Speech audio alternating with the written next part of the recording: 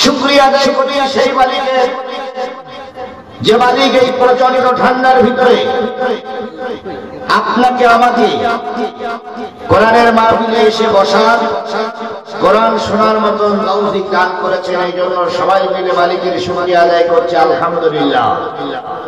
আরেকটু জোরে বলুন তো আলহামদুলিল্লাহ। আমরা কিসের কানে এখানে এসেছি? সবাই মিলে বলুন কিসের কানে এখানে এসেছি? কোরআনের কানে এসেছি। আমরা সবাই কোরআনের পক্ষের লোক। কথা বলেন, আরেকটু জোরে বলেন। বলুন তো আল্লাহর উপরে আর কেউ আছে? আল্লাহই হলো সকলের উপরে। কথা বলেন ঠিক না ঠিক? আল্লাহর পরে পৃথিবীতে সর্বশ্রেষ্ঠ যে মানুষ, সেই মানুষটার নাম কি? মুহাম্মদ রাসূলুল্লাহ সাল্লাল্লাহু আলাইহি সাল্লামের উপরে নাযিল হলেন পৃথিবীর সবচেয়ে দামি কিতাব, সর্বশ্রেষ্ঠ কিতাব। নাম কি? আরেকটু জোরে বলেন নাম কি? তাহলে আল্লাহ সবার উপরে, রাসূল পাক সাল্লাল্লাহু আলাইহি সাল্লাম সর্বশ্রেষ্ঠ মানুষ। সর্বশ্রেষ্ঠ মানুষের উপরে যে কিতাবটা নাযিল হলেন, সেই কিতাবটাও সর্বশ্রেষ্ঠ কিতাব। আর এই কিতাব যারা শুনতে এসেছে, বিশ্বাস করুন বর্তমান পৃথিবীতে সবচেয়ে উত্তম মানুষ তারাই যারা আল্লাহর কোরআন শুনতে বসেছে। আপনাদের থেকে দামি মানুষ এই এলাকার আর কেউ নাই। তাহলে আল্লাহ পরে আপনাকে দামি বানিয়ে কোরআনের মাহফিলে এসে বসার তৌফিক দিলেন।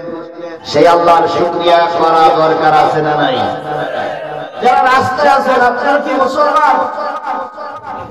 যারা বাড়িতে আছেন তারা কি মুসলমান? যারা দোকানে আছেন তারা কি মুসলমান? যদি মুসলমানই হন, তাহলে পৃথিবীর সর্বশ্রেষ্ঠ কিতাবের আলোচনা হচ্ছে, আপনি বাড়ি কেন? পৃথিবীর সবচেয়ে দামি কিতাবের আলোচনা হচ্ছে, আপনি দোকানে কেন? পৃথিবীর সবচেয়ে দামি কিতাবের আলোচনা হচ্ছে, আপনি চার স্থানে কেন?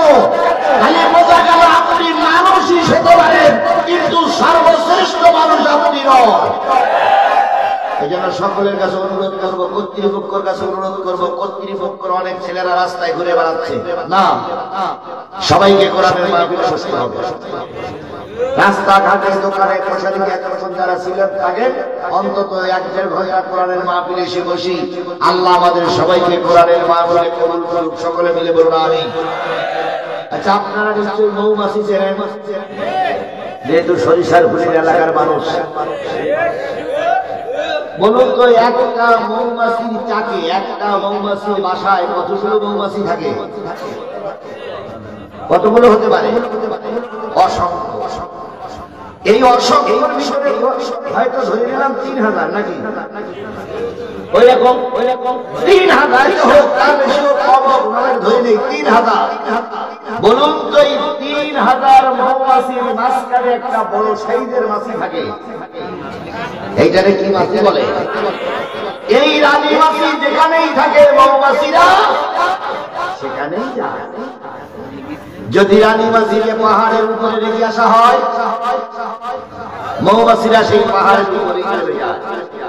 রানী মাছিকে যদি নৌকায় করে নিয়ে সাগরের মাঝখানে রেখে দেওয়া হয়, মৌমাছিরা সেখানেই যায়।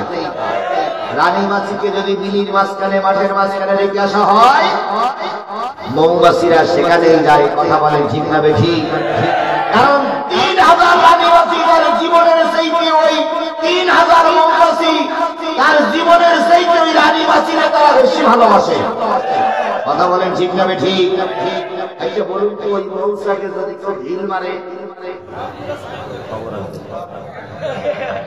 মৌচাকে যদি কেউ ঢিল মারে, তাহলে ওই মৌমাছিরা কি বলবে যে ধৈর্য ধরো, ধৈর্য ধরো, ধৈর্য ধরো? এই ওয়াজ করবে? রানী মাছির এত ভালোবাসে, তারপরে কি রানী মাছির হুকুমের অপেক্ষায় থাকবে যে আমাদের ঢিল মেরেছে তার কামড় দেবো কি দেবো না? কোন কথা শোনার সময় নাই।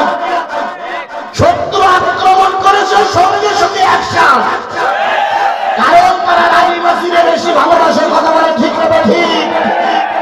আমরা মুসলমান, আমাদের রানী মাছির নাম কি? জোরে বলেন, মুসলমানের রানী মাছির নাম কি? এই রানী মাসি যেখানেই থাকে নৌকাসি নামক মুসলমানরা সেখানেই ছুটে যায়। তাহলে আমরা আসলাম কোরআনের টানে, আপনারা দোকানে, আপনারা কিসের টানে দোকানে বসে আছেন? আমরা আসলাম কোরআনের টানে, আপনারা কিসে বাড়ি বসে বসে থাকছেন? নিশ্চয়ই আপনারা কোরআনকে ভালোবাসেন না। কোরআনকে যারা ভালোবাসে শিক্ষা নিতে হবে, তারা যেমন রানী মাসির বিপক্ষে নয়। তুমি আর আমি কোরআন ভালোবাসলে অবশ্যই আজকের এই মাহফিলে তোমাকে পাওয়া যাবে। যদি না পাওয়া যায় তাহলে বুঝবে তুমি কোরআনের শত্রু, তুমি আল্লাহর দুশমন, তুমি রাসূলের দুশমন, তুমি মুসলমানের দুশমন, তুমি এই মাহফিলের বিরোধী, তুমি নিশ্চয়ই কোরআন হাদিসের বিরোধী।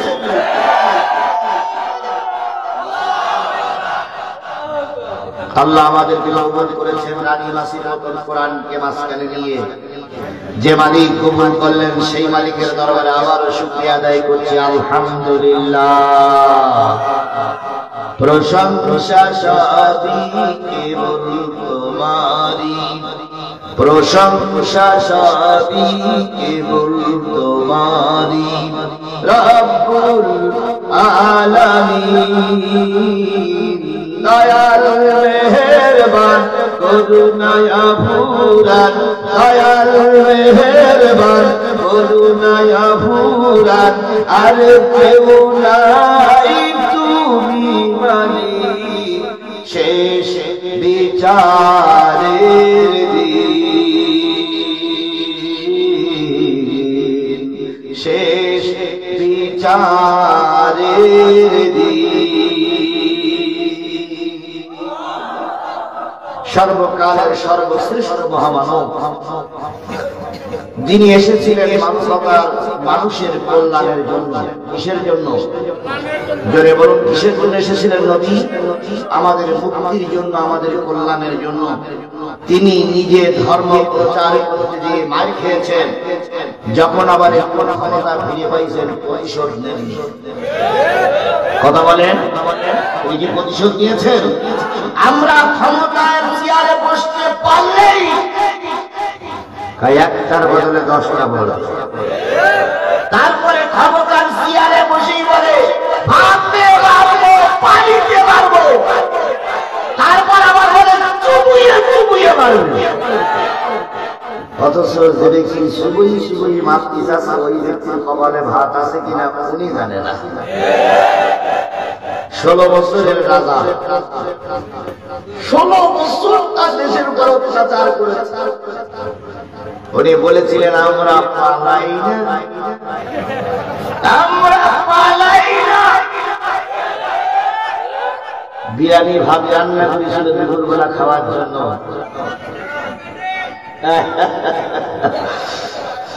কি রান্না করেছিল? কি আরামে খাবে? অধিকার মেরে সেনাবাহিনী, পুলিশ, র্যাব মেরে ঠান্ডা করে আসবে, ওদেরকে নিয়ে আনন্দে কি খাবে? বিরিয়ানি খাবে। আল্লাহ বলে দিল তুমি 15.5 বছর মানুষের উপর অত্যাচার করেছো, আজকের দুপুর বেলার বিরিয়ানি তোমার কপালে নয়। হাজারো চেষ্টা করে বিরিয়ানি খেতে পেরেছে। সুতরাং আল্লাহ সব কিছু সহ্য করে, অহংকার সহ্য করে না। সুতরাং কেউ অহংকার করলে আল্লাহ তার এভাবেই শিক্ষা দেয়। নেতা মঞ্চে দাঁড়িয়ে বলছে যদি কেউ এখানে আবার আমাদের বিরুদ্ধে খেপে যায়, আমাদের বিরুদ্ধে রাজপথে মিছিল করে, তাহলে তাকে মেরে জেলখানায় ঢুকিয়ে দেওয়া হবে।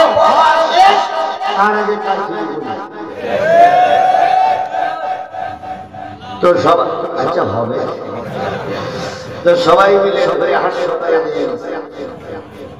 হাসপাতালের 4-5 জন ডাক্তার পরীক্ষা নিরীক্ষা করে বলতেছে নেতা আপনার তো সাংঘাতিক ডায়াবেটিস, আপনি কোথায় অসুস্থ ছিলেন? হুজুরদের মাহফিলে বলতেন দিয়ে কাজ হয়ে বলেছি। তখন ডাক্তাররা বলছে সাংঘাতিক ডায়াবেটিস, আল্লাহ বাঁচাই রেখেছে আলহামদুলিল্লাহ। তো ডাক্তার প্রেসক্রিপশনে কিছু ওষুধ লিখেছে, আর এক পাশে লিখেছে সকালবেলা যখন রুটি আর দুপুরবেলা দুপুর রুটি আর রাত্রে চাউলের যাও মিষ্টি ছাড়া। তো নেতার সব বুঝাই দিয়ে বলতেছে এগুলো খাবেন। তখন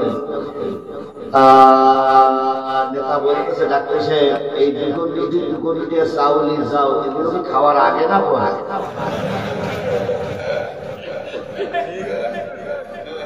তখন ডাক্তার সাহেব বলতেছে ওই আজকের থেকে আপনার খাওয়া এর বেশি খাইতে পারবেন না। কেন? কি হয়েছে? নেতা তখন বলতেছে ডাক্তার সাহেব আমাদের ছেড়েন তো, ব্যাংকে কোটি কোটি টাকা, গলা ভরা ধান, গোয়াল ভরা গরু, পুকুর ভরা মাছ, আমার সরকারের ক্ষমতা। ডাক্তার বলতে যতই চোখ রাঙারাঙি করেন এই দুপুর রুটি আর এই চাউলের যাও না খালি আপনি বাঁচবেন না। খেলাকা কিসের অহংকার করেন আপনি? 3 বার পায়খানা 2 বার বমি। ইন্না লিল্লাহি ওয়া ইন্না ইলাইহি রাজিউন। আল্লাহ পারে না। সুতরাং কারোর কাল্লা নিতে দিও না, আল্লাহ তোমার কাল্লা উড়িয়ে দেবে। আল্লাহ নবী সাল্লাল্লাহু আলাইহি ওয়াসাল্লাম পৃথিবীর সর্বশ্রেষ্ঠ মানুষ। তিনি যদি পাহাড়ের গায়ে হাত লাগায় দোয়া করতেন পাহাড় সোনা হয়ে যেত। তিনি যদি মাটির উপরে একটা লাঠি দিয়ে বলতেন মাটি রে সোনা হয়ে যা, মাটি সোনা হয়ে যেত। তিনি যদি মালিকের কাছে হাত তুলে খাওয়ার জন্য ফরিয়াদ করতেন, ফরিয়াদ করলে যতটুকু দেরি তার আগেই আল্লাহ তার দোয়া কবুল করে নিতেন। ওমা আরসালনাকা ইল্লা রাহমাতাল লিল আলামিন।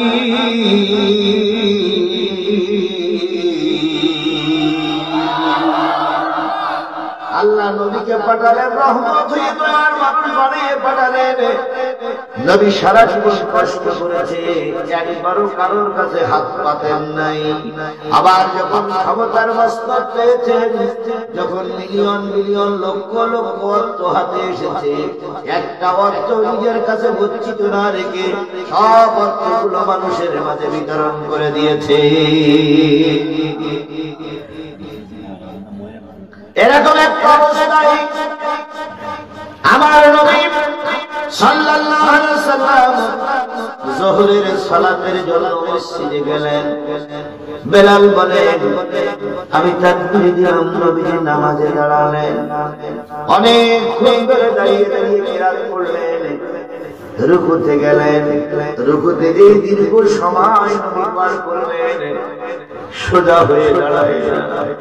আমরা মনে মনে ভাবতেছিলাম নবী বুঝি আর সোজা হয়ে দাঁড়াবেন না।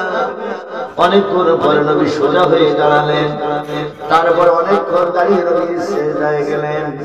সিজদায় যাওয়ার পর এত দীর্ঘ সময় সিজদা করতেছিল, মনে হচ্ছিল নবী বুঝি আর সিজদার মাঝখানে বসবে না। আমি বেলাল পিছন দিকে সুশ্রী দিলাম। নবীজি বসলেন, আবার সিজদা করলেন। এক পর্যায়ে নামাজ শেষ হয়ে গেল। বেলাল কানের কাছে মুখ লাগাই বলেন ইয়া রাসূলুল্লাহ, রুকুতে গেলে ওঠেন না, সিজদায় গেলে বসেন না। এত লম্বা নামাজ এত ধীরে ধীরে করেছে, আমি আমার জিন্দেগিতে এমন লম্বা নামাজ পড়তে দেখিনি। নবীজি বললেন বেলাল, আয়েশার ঘরে 7 দিন পর্যন্ত কোনো আগুন জ্বলে না। 7 দিন তোমরা ইতিহাস নামাজ কাজা করা যায় না, তাই নামাজ এসেছি। কিন্তু সিজদার থেকে আর একটা সিজদা পর্যন্ত বসার শক্তি সামর্থ্য আমার নাই। নবীজি সালাত আদায় করে হুজরাখানায় চলে গেলেন। আয়েশার মুখের দিকে তাকায় বলেন আয়েশা, কোন খাবারের ব্যবস্থা কি হলো?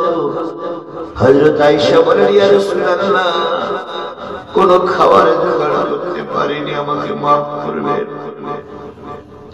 নবীজি একটু বিশ্রামের জন্য শুয়ে পড়লেন, পেটে পাথর বাঁধা, ফাঁকা জায়গাগুলো দিয়ে দিয়ে পূরণ করে পায়জামার বেল্টটা বেঁধে দিচ্ছে। আবু বকর সালাত আদায় করে ঘরে গেলেন, যে আবু বকরের স্ত্রীকে বললেন ঘরে কোনো খাবার আছে, খায় না। আবু বকর ওই দিন পর্যন্ত 5 দিন না খেয়ে আছে। হযরত ওমর ঘরে গেলেন, স্ত্রীকে জিজ্ঞেস করলেন ঘরে কোনো খাবার আছে, খায় না। হযরত ওমর ওই দিন পর্যন্ত 3 দিন না খেয়েছিলেন। আবু বকর বললেন আমি একটু নবীর দরবারে যাই, নবী যদি কিছু খায় আবু বকরকে না দিয়ে নবী খাবে না। হযরত আবু বকর সিদ্দিক রাদিয়াল্লাহু তাআলা নবীর মসজিদ, নবীর হুজরাখানার সামনে বসে আছেন। নবী যদি একটু ডাকে দেয় সঙ্গে সঙ্গে ঘরের ভিতরে ঢুকবো। এমন অবস্থা ওমর আসমানে এসে দেখে আবু বকর বাইরে বসে আছে। হযরত ওমর সালাম দিয়ে বললেন বড় ভাই অসময়ে মসজিদে কেন? আবু বকর বললেন ওমর রে,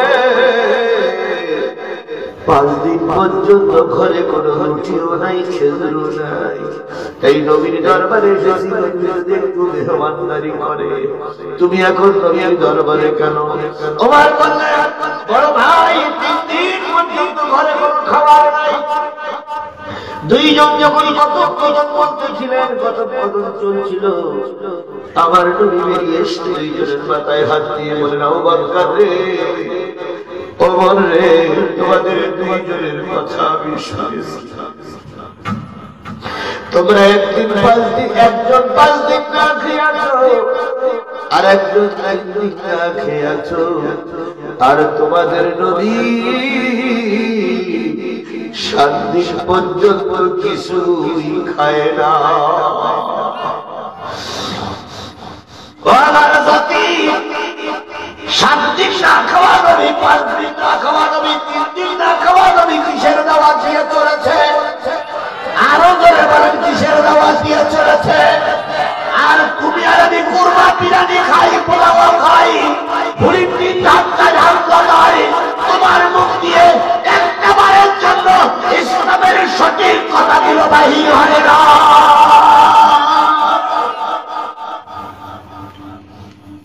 এক বিঘের জায়গার জন্য আর কত কোটি টাকা লাগবে? 1 বিঘের পেটের জন্য আর কত কোটি টাকা মানুষের পেটে খাবে? আর কত সম্পদ হলে তোমার পেট ভরবে? তৎকালীন সরকারের এক মন্ত্রী শুনলাম 1300 বাড়ি, ঢাকা, যশোর, খুলনা, বাগেরহাট, আমেরিকা, ভারত, তারপরে রাশিয়া, জাপান, কুয়েত, এরপরে চীন, সব পৃথিবী মিলে 1300 বাড়ি হয়েছে। তাহলে একজন মন্ত্রী যদি 1300 বাড়ি করে, তাহলে মন্ত্রীর যে বাপ সে কতটা কর্মচারী ছিল, বাড়ি ভাড়া খাটত, তার নাকি 400 কোটি টাকা। হেলিকপ্টার ছাড়া চলে না। শেখ হাসিনার গোলাম সাগরের যদি 400 কোটি টাকা হয়, তাহলে এই ব্যক্তির বাচ্চার কত কোটি টাকা? যখন বিমানে ওঠে তখন নাকি 13টা সুটকেস ভরে কিনে গেছে, তা দুনিয়ার এখনো কোনো মানুষ আনতে পারে না। মানুষ আর কত নিচে নামে? স্টেশনে যেই দেখো কত মানুষ না খেয়ে পড়ে আছে, বাস স্ট্যান্ডে যেই দেখেন কত মানুষ খোঁজা চালায় বিক্রি করাইছে, আর এরা কোটি কোটি টাকার মালিক হয়েছে বিগত 15 বছরে। কথা বলেন ঠিক না ঠিক? এদের ধরিয়ে নিয়ে ঘুরে ফাইটিয়ে নারী পর্যন্ত বের করে আনতে। কথা বলেন ঠিক না ঠিক? এদের একবার ফাঁসি দিতে হবে না, আরো সবার ফাঁসি দিতে হবে। সবার মাথায় টুপি দিয়ে হাজি রুমাল পরে কয় আমরা কি মুসলমান? তোমরা মুসলমান কি কাফের? তোমার মুসলমান নিজে তোমার কাছে বড় উত্তর বেরিয়ে আসবে। কথা বলেন ঠিক না ঠিক? আল্লাহ নবী বলেন আবু বকর, আল্লাহ নবী বলেন তোমাদের কথা আমি শুনেছি, তোমরা 3 দিন 5 দিন না খেয়ে আছো, আর আমি নবী কয়দিন না খাওয়া? এখানে বসে থাকলে পেটে খাওয়ার যাবে না, চলে একজন সাহাবীর বাড়ি মেহমান হই। আবু বকর বলেন, ইয়া রাসূলুল্লাহ, সবাই ক্ষুধার্ত, কার বাড়ির মেহমান হবে? নবী বললেন, আবু আইয়ুব আনসারী মেহমান ছাড়া খানা খায় না। চলো তো একটু আবু আইয়ুব আনসারীর বাড়ি যাই। তিনজন আবু আইয়ুব আনসারীর বাড়ি গেলেন। বলুন তো এই তিনজনের চাইতে শ্রেষ্ঠ মানুষ পৃথিবীতে আর কেউ আছে? আর কেউ ছিল? আল্লাহর নবীর চাইতে বড় মানুষ আর কেউ ছিল না। আবু বকর ছিল সমস্ত উম্মতের হেড। কথা বলেন ঠিক না বেঠিক? হযরত ওমর ছিলেন তার পরবর্তী জায়গার মানুষ। তিনজন চলে গেলেন আবু আইয়ুব আনসারীর বাড়ি। তিনি জোহরের সালাত আদায় করার পর বাগান পরিচর্যা করার জন্য বাগানে চলে গেছেন। বাড়িতে যেয়ে সালাম দিলেন, আসসালামু আলাইকুম ইয়া হালাল ভাই। আবু আইয়ুব এসে বেরিয়ে এসে দেখেন নবীর মুখটা ছোট্ট হয়ে গেছে।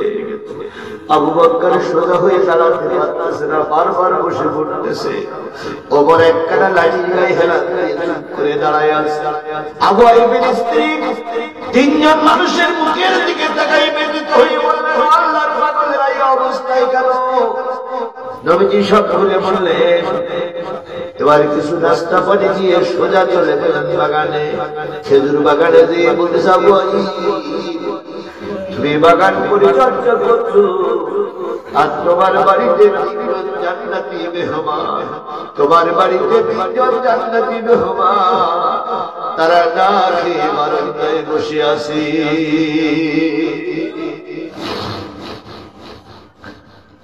তাড়াতাড়ি চলো। নবীজি আবু আইয়ুব আনসারী তাড়াতাড়ি আসলেন। নবীজিকে বসাই রেখে জবের রুটি তৈরি করলেন, একটু গোশত পাকালেন। নবীজির সামনে রুটি আর গোশত ভাজি। আল্লাহর নবীর চোখ দিয়ে টপ টপ করে পানি গোশতের গুলোর পরে রুটির পরে পড়তেছে।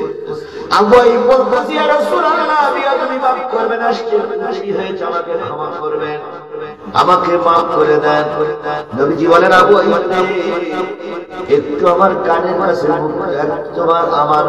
তোমার মুখের কাছে তোমার কানটা লাগাও। আবু আইয়ুব কান লাগানোর পরে নবী দুইখানা রুটি আর একটু গোশত দিয়ে বলতে, আবু আইয়ুব, গোশত দুইখানা রুটি দুইখানা আমার বাড়িতে পৌঁছে দিয়ে এসো। আবু আইয়ুব বলেন, ইয়া রাসূলুল্লাহ, একটু পরে নিয়ে যাবেন। নবীজি বললেন, না না, হয় না। আমার ফাতেমা আমার দিকে তাকাই তাকাই বলেছিল, তুমি আল্লাহর নবীর লোক হইলে তোমাকে মেহমানদারি করবে, কিন্তু আমি তো না খেয়ে আছি, কথাটা যেন ভুলে যেও না। আর রুটি আর গোশত দিয়ে এসো। আমার মেয়ের মুখে হাসি না ফোটানো পর্যন্ত আমি গোশত আর রুটি খেতে পারি না। ও আমার সাজাদপুরি মুসলমানেরা, আল্লাহর নবী নিজের মেয়ের কথা ভুলে যায় নাই। একবার মিজানের কালে এসে সেই নবী কিয়ামতের দিন কারোর কথা ভাববেন না, ভাববেন কাদের কথা? আরো জোরে বলেন, কাদের কথা? তাহলে সেই উম্মত কি আমরা? সেই উম্মত কি আমরা? এই জোরে বলেন, সেই উম্মত কি আমরা? তাহলে আমরাই যদি সেই নবীর উম্মত হই, নবীর পরে নাযিল হওয়া কোরআনের আলোচনা চলছে, আর তুমি রাস্তায় ফিরে কাঁদতেছো, তুমি উম্মত নামের কলঙ্ক, তুমি আল্লাহর বান্দার নামের কলঙ্ক। কথা বলে ঠিক না ঠিক? তুমি যা করতেছো সব ফেরেশতারা দেখতেছে। হাতে ধরে বলি, পায়ে ধরে বলি, ছেলেরা একটা ধরে ধরে চান্দা তুলে পয়সা তুলে মাহফিলটা দিয়েছে তোমাদের কিছু কোরআন হাদিস শোনানোর জন্য, আর তোমরা বিয়ে টেনে বেড়াচ্ছ। কিয়ামতের দিন আল্লাহর দরবারে কই ভাত দেওয়া যাবে না। মা বোনদের বলি, কাজ সেরে কোরআনের মাহফিলে এসে বসুন, আর পুরুষদেরকে মাহফিলে পাঠাই দেন। তাহলে যে নবী এত কষ্ট করেছেন উম্মতের জন্য, কিয়ামতের দিন কাঁদবেন উম্মতের জন্য, সেই নবীর নামে দুরূদ শরীফ পড়া দরকার আছে না নাই? সবাই মিলে বলছি সাল্লাল্লাহু আলাইহি ওয়াসাল্লাম। বন্ধুগণ, আপনারা এত রাত ধরে বসে আছেন কি শোনার জন্য? জোরে বলেন, কি শোনার জন্য বসে আছেন? আমি কোরআন থেকে তিনটা আয়াত তেলাওয়াত করেছি। তিনটা আয়াতের পরে কথা হবে। আপনারা কি একটু সময় আমাকে দিবেন? দিবেন আপনারা? এই যে দুইজন ভাই উঠে গেলেন, এই দুইজন ভাই নিশ্চয়ই আমাদের শত্রু।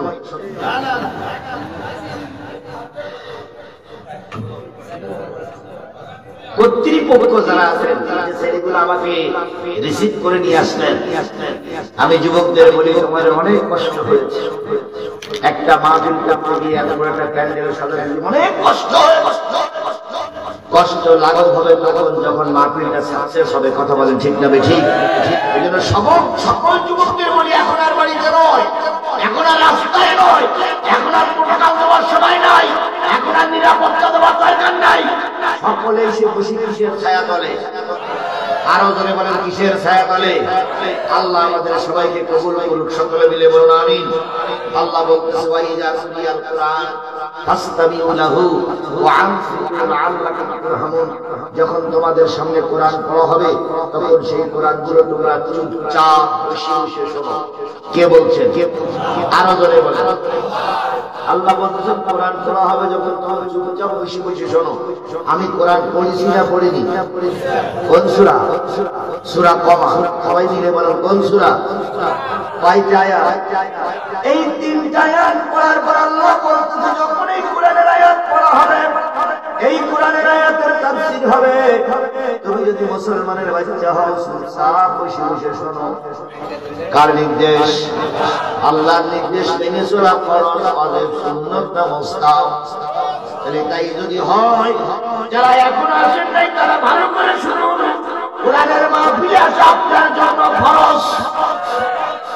যদি না আসেন কিয়ামতের দিন আল্লাহর দরবারে আপনিও কৈফিয়ত দেবেন, আমিও কৈফিয়ত দেব বন্ধুরে। আর 50টা মিনিট আলোচনা চলতে পারে। দয়া করে কোরআনের মাহফিলে এসে বসুন। আল্লাহ সবাইকে হেদায়েত নসিব করুক। সকলে বলুন আমিন। এবার একটা হাদিসে যেন আল্লাহ নবী বলেন আল কোরআন মুশাফিআ মুশাফফা ওয়া মা হিল্লু মুসাদ্দিকান মান জালাহু আমামাহু ওয়াদাহু ইলাল জান্নাহ ওয়া মান জালাহু খালফাহু সাকাতাহু ইলান নার। ভালো করে শুনুন হাদিস, তারপর আপনারা উঠবেন। আল্লাহ নবী বলেন কোরআন এমন একটা কিতাব কিয়ামতের দিন কারোর জন্য আল্লাহর কাছে সুপারিশ করবে। বান্দার যখন বিচার হবে কোরআন লাভ দিয়ে আল্লাহর পাশে গিয়ে দাঁড়াবে। আল্লাহ এই লোকটা কোরআন ওয়ালা ছিল, এই লোকটা তোমার কোরআনের পক্ষে ছিল। শীতের রাত্রিতে অন্ধকার রাত্রিতে আজিজুল ইসলাম জিহাদি কোরআনের তাফসীর করেছে। আর তোমার বান্দা বসে বসে শুনেছে, ভিডিও করে রেখেছিলাম। আয় আল্লাহ আমি সুপারিশ করতে যাবে কোরআন আমার সঙ্গে তোমার বান্দারে জান্নাতে দিয়ে দাও। কোরআন সামনে যাবে, বান্দা পিছনে পিছনে যেতে যেতে পর্যন্ত পৌঁছায়া যাবে, জান্নাত পর্যন্ত পৌঁছায়া যাবে। এই কোরআন কারোর পক্ষে সুপারিশ করবে। যারা কোরআনের পক্ষে থাকবে কোরআন তাদের পক্ষে কি করবে? আর এই কোরআনের মাহফিল থেকে যারা উঠে যাবে, আমান জালাহু খালফাহু, যারা কোরআনকে পৃষ্ঠ প্রদর্শন করবে, অর্থাৎ কোরআনকে যারা পাশে থেকে চলে যাবে, পৃষ্ঠ প্রদর্শন করে চলে যাবে, এই কোরআন কিয়ামতের দিন যখন সে রোজে মাহশরের ময়দানে ঘুরবে তাকে উঁচু করে ধাক্কা দিয়ে জাহান্নামে নিক্ষেপ করবে। তাহলে কোরআন সামনে রাখলে কোরআন আমাকে টেনে নেবে কোথায় নিয়ে যাবে? আর কোরআন পিছনে রাখলে কোরআন ধাক্কা দিয়ে কোথায় নিক্ষেপ করবে? তাহলে আমরা কি জান্নাতে যেতে চাই না জাহান্নামে যেতে চাই? এই স্পষ্ট করে বলতে হবে জান্নাতে যেতে চাই না জাহান্নামে যেতে চাই। তাহলে জান্নাতে যদি যেতে চাই তাহলে কোরআন কোন জায়গায় রাখতে হবে? আরো জোরে বলেন কোরআন কোথায় রাখতে হবে? কোরআন রাখতে আমাদের সামনে, কোরআনকে বানাইতে হবে আমাদের ইমাম। তাহলে আপনারা যারা এখানে বসে আছেন আপনাদের সামনে কি? আমরা যারা মঞ্চে বসে আছি আমাদের সামনে কি? তাহলে আপনাদের ইমাম কোরআন, আমাদের ইমামও কোরআন। এখন যদি কোনো ব্যক্তি যে মাহফিল থেকে উঠে চলে যায় তার পিছে পড়বে কি? যারা মঞ্চের থেকে উঠে যাবে তাদের পিছনে পড়বে কি? তাহলে যারা কোরআনকে পিছনে রাখবে কোরআন তাদের ধাক্কা দিয়ে কোথায় নিক্ষেপ করবে। এই জন্য সকলের কাছে অনুরোধ করি, কোভিড যদি পর্যন্ত অস্করের অভ্যাস আমার নাই, আপনারা এর আগে যারা শুনতেছেন আজকেও যারা শুনতেছেন, আমি আমি 12টা পর্যন্ত কথা বলালো, 12টা পর্যন্ত যদি আজকেও কথা হয় খালি আর মাত্র 1 ঘন্টার সময় আছে, মাঝখানে 5টা মিনিট যাবে মোনাজাত করতে। ইতিমধ্যে আমার প্রায় 1 ঘন্টা প্রায় 50 মিনিট আলোচনা হয়ে গেছে। আমরা কিন্তু পারবো না আর 50টা মিনিট কোরআনের মাহফিলে বসে থাকতে। পারবো না। আচ্ছা, কারা কারা কোরআনের মাহফিলের শেষ মোনাজাত পর্যন্ত থাকতে রাজি আছেন? একটু 2 হাত উঁচু করে আল্লাহকে দেখায় দেন। তাকবীর, নারায়ে তাকবীর, আল কোরআনের আলো, আল হাদিসের আলো। আল্লাহ হাত তুলে কবুল করুক। সকলে মিলে বলুন আমিন। কারে দেখালাম? আল্লাহকে হাত উঁচু করে দেখেছে, সত্যি দেখেছে। তাহলে আপনি হাত উঁচু করেছেন কি শুনবেন, আর আমি হাত উঁচু করেছি কি বলবো? তাহলে আপনিও অবদান কর্মী, আমিও অবদান কর্মী। আমি অবদা করেছি বলবো, আর আপনি অবদা করেছেন। যদি আমি অবদা খেলাম করি, আপনারা যদি অবদা খেলাম করেন, তাহলে আমরা কেন ওইটা হবে না? ইনশাআল্লাহ, ইনশাআল্লাহ বলেন ইনশাআল্লাহ। তাহলে আল্লাহ আমাদের শেষ মোনাজাত পর্যন্ত কবুল করুক। আরো জোরে বলেন আমিন। কোন সূরা থেকে তেলাওয়াত করেছি? সূরা কমার শব্দের অর্থ তো বড় হুজুর আমার পাশে বসা, হাজারো আলেমের ওস্তাদ উনি আমার পাশে বসা। কমার শব্দের অর্থ কি? সাত। কমার শব্দের অর্থ কি? সাত। আকাশে যে চাঁদ ওইটাকে বলা হয় কমা। আল্লাহ রাব্বুল আলামিন বলতেছে ইকতারাবাতিস সাআ ওয়ানশাক্কাল কমার, কিয়ামত নিকটবর্তী হয়েছে, চাঁদ চাঁদিত হয়ে গেছে। তাহলে কমার শব্দের অর্থ কি বুঝলাম? 27 নম্বর পারার 54 নম্বর সূরা, 55টা আয়াত, 3টি রুকু, মক্কায় অবতীর্ণ সূরার সময়ের ভিতরে একটা অন্যতম সূরা। 55টা আয়াতের ভিতর থেকে আমি আপনাদের কাছে তেলাওয়াত করেছি কয়টা আয়াত? 3টা আয়াত। এই 3টা আয়াত যখন নাযিল হলো, আল্লাহর নবীর সামনে তখন মহা বিপদ চলছে। বিপদটা কি? নবীর পক্ষে ডাইনে বামে উপরে নিচে কেউ নাই। নবীজি গোটা মক্কা নগরীকে সম্পূর্ণ একা। কালেমার দাওয়াত কেউ মেনে নিতে চায় না, বরং যখনই কালেমার দাওয়াত দিতে যায় কাফেরেরা মৌমাছির মতো চারিপাশ থেকে আক্রমণ করে। এরকম একটা সবাই বিগত 15টা বছর ইসলামী আন্দোলনের নেতা কর্মীদের উপর দিয়ে চলে গেছে। কথা বলে ঠিক না বেটি? একটা বারের জন্য হলেও আমরা সুন্দরভাবে ময়দানে কথা বলতে পারিনি।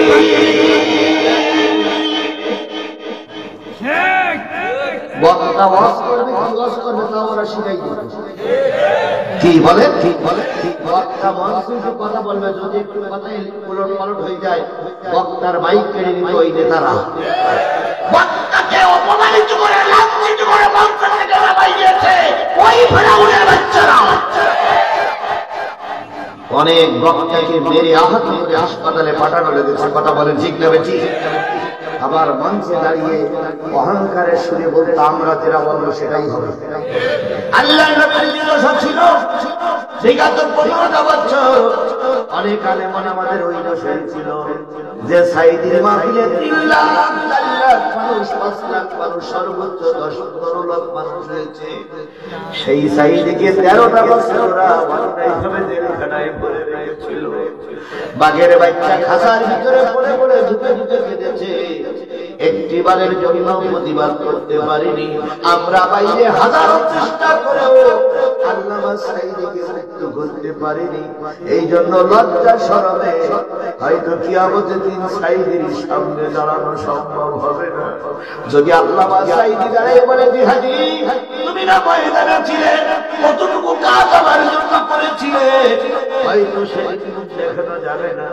আল্লাহর কসম, নবীজি যে বিপদে ছিল ওইরকম বিপদ বিগত 15টা বছর আলেম আমাদের উপর দিয়ে চলে গেছে।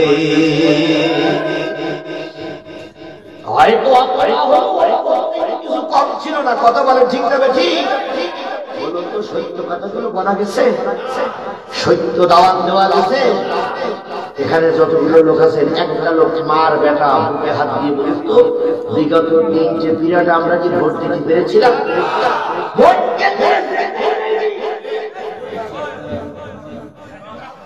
সকাল 8টার সময় না, সকাল 7টার সময় না, ফজরের নামাজ পড়িয়ে মুরব্বি গেছে ভোট দিতে। যে 2 পিরিয়ডে ভোট দিতে পারিনি, এবার ভোটটা দেন। সকাল 8টার সময় বড়যাত্রার সাথে সাথে মুরব্বি সামনে গিয়ে হাজির। নির্বাচন কমিশন বলতেছে, কি খবর? ভোট দেবো। নাম কি? নাম সাইবুল ইসলাম। চাচা ভোট তো দেওয়াই হয়ে গেছে। চাচা বলতে বলো কি করে ভোট দেওয়া হলো? আমি তো সবাই আগে, আমার আগে তো কেউ ঢুকিনি। চাচা আপনি এত সকাল আসলেন কি করে? ফজরের নামাজ পড়ে বাড়ি নেই, ভোটটা দিতেই পারি। বলছে চাচা ভুল করলেন। কেন? আপনি যে ফজরের নামাজ পড়ি আর আপনার ভোট যে দেখেছে সেই যে তাহাজ্জুদের নামাজ পড়ে। এই মুসলমান কথা কি ঠিক বললাম না? ঠিক বললাম। চাচা চিন্তা করতেছে, ফজরের নামাজ পড়ে এখন বাড়ি দিয়ে সকিনার বাড়াই দেয়। দেখি সকিনার ভোটটা হয়। চাচা বলতেছে যাই দেখি তোমার শাশির বাড়াই দেয়। মহিলা অঙ্গন থেকে বলতেছে, চাচা কষ্ট করে আসা লাগবে না, রাবেয়া খাতুন ভোটটা দিয়ে গেছে। আর এরাই যদি বলে আমরা সুস্থ গণতান্ত্রিক দেশে গণতান্ত্রিক নির্বাচন হয়েছে, এ কথা বলার মতো জায়গা আমাদের আর কোথাও থাকে না। বাংলাদেশের 5 বছরের ভিতরে বহু শাসক শাসন করেছে, কেউ পালিয়ে যায়নি। একমাত্র তোমাদেরকে পালিয়ে যেতে হয়েছে, কারণ তোমরা ছিল বিশ্বের সবচাইতে বড় জালেম।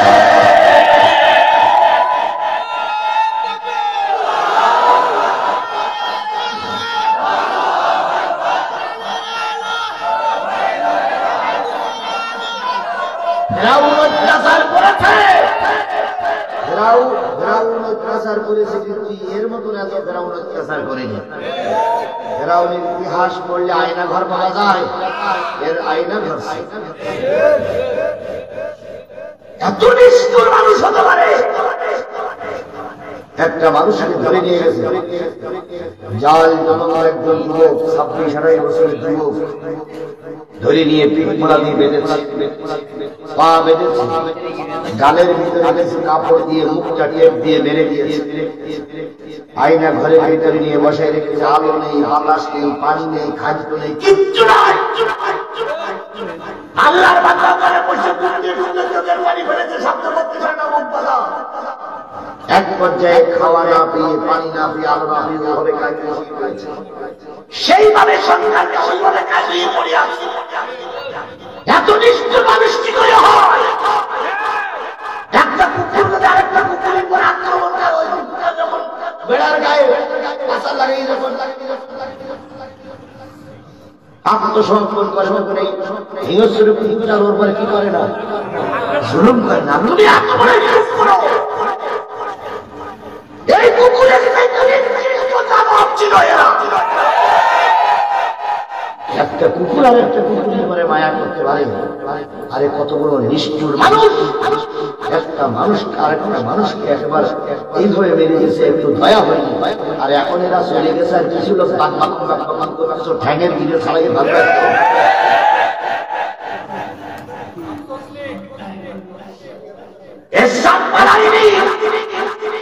খালেদা জিয়া পালায়নি, বাংলাদেশ জামাত ইসলামের শীর্ষ নেতাদের ফাঁসি হয়েছে, অনেক শিবির ছেলেকে রাস্তাতে গুলি করে দিয়েছে। কেউ ময়দান ছেড়ে পালাই যায়নি। কথা বলেন ঠিক না? তারা তখনও ময়দানে ছিল, এখনো ময়দানে আছে।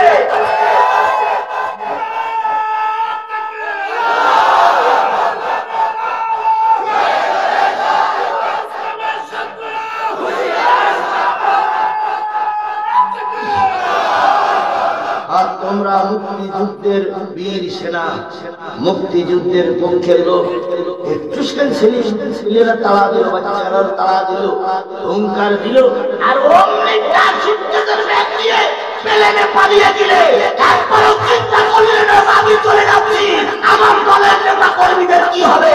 তোমাদের বিপদে ফেলেই তোমার মা পালিয়ে গেল, আর সেই মায়ের কথা তোমার রাগ পালন করতেছো, চোখ দিয়ে ভালো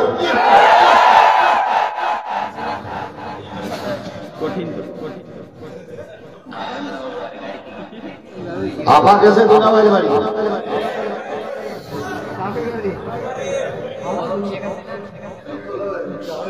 কথা বলেন আপা গেছে আমার বাড়ি, কথা বলেন ঠিক না বেশি? তারপরে যৌতুকের দাবি যৌতুকের দাবি দেওয়া হবে আলু আর পেঁয়াজ। আমার ভাইয়েরা, যে জিনিসটা বোঝাতে চাচ্ছিলাম, নবীর বেলায় এরকম কষ্ট, নবী কালেমার দাওয়াত দিতে পারে আবু জেহেলের অত্যাচার, কথা বলেন ঠিক না বেঠিক? এমন অবস্থায় নবী একদিন কাবার চলে নবী দোয়া করলেন, আল্লাহ কোন সূরার আলোচনা কয়টা আয়াত?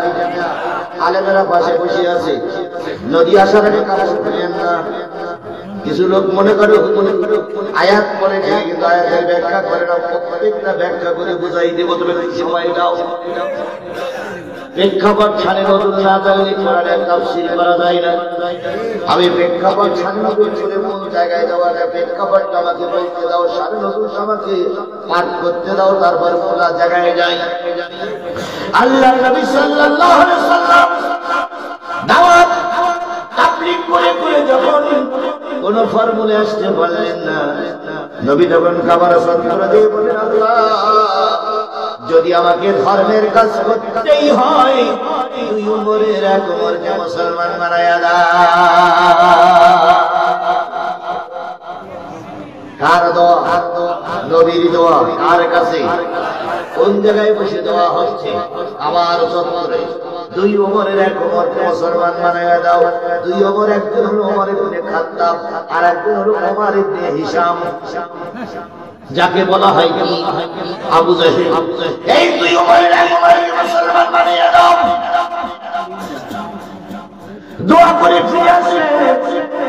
পরের দিন বিকালবেলা একটা বুড়ো মানুষ বলছে, ইয়া রাসূলুল্লাহ, ওমর আপনাকে হত্যা করতে এসেছে। নবী বললেন, মুরগি পথ ছেড়ে দাও, রাইফেলের গুলি মিস হতে পারে, নবীর দোয়া মিস হতে পারে না। তোমাদের ব্যানর, তোমাদের পথগুলো কাজ করতে গিয়ে ভুল করতে পারে, কিন্তু আলেমদের দোয়া দিতে পারে। আলেমদের দোয়া কাজ হোক কবুল হবে। আল্লামা সাঈদী আদালতে দাঁড়িয়ে বলেছিলেন, এই বিচার শেষ বিচার না, আর একটা বিচার আছে। এই রায় সেই রায় না, আর একটা রায় দেওয়ার জন্য আরেকটা আদালত আছে, সেটা হলো আল্লাহর আদালত।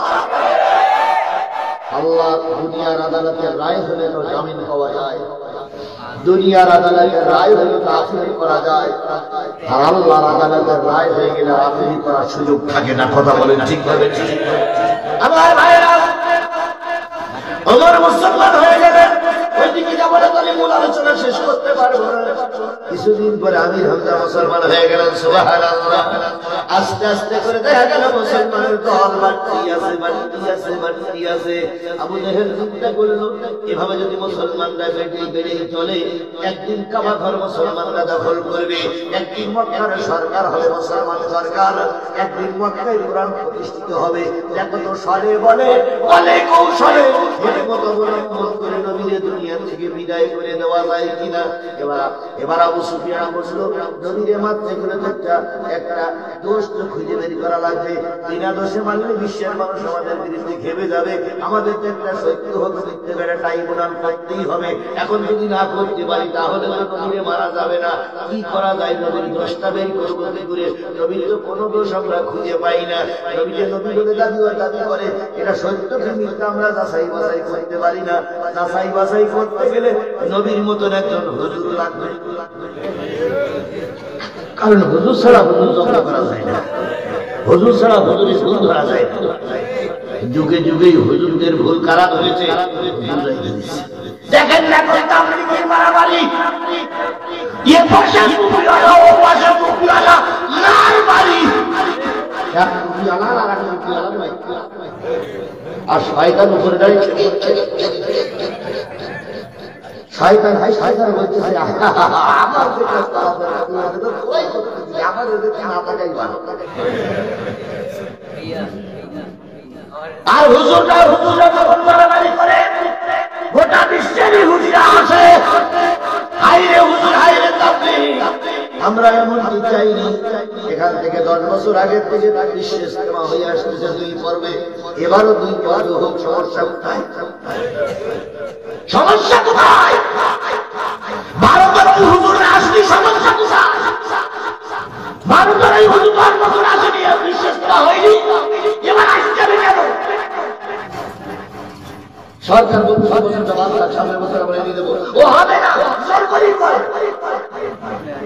বলুন তো তাবলীগ মারামারি করে শুধু আমাদের কিছু যায় আসে, আমরা সাদের পক্ষ না, জুবাইরের পক্ষ না, কিন্তু তাবলীগ মারামারি করলে দেশের ক্ষতি হচ্ছে, কারণ আমেরিকা বুঝতেছে হুজুররা মারামারি করছে।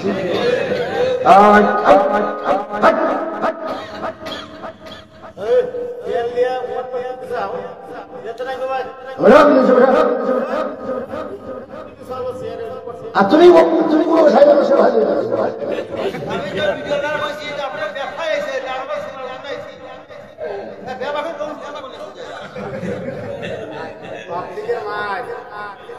আমার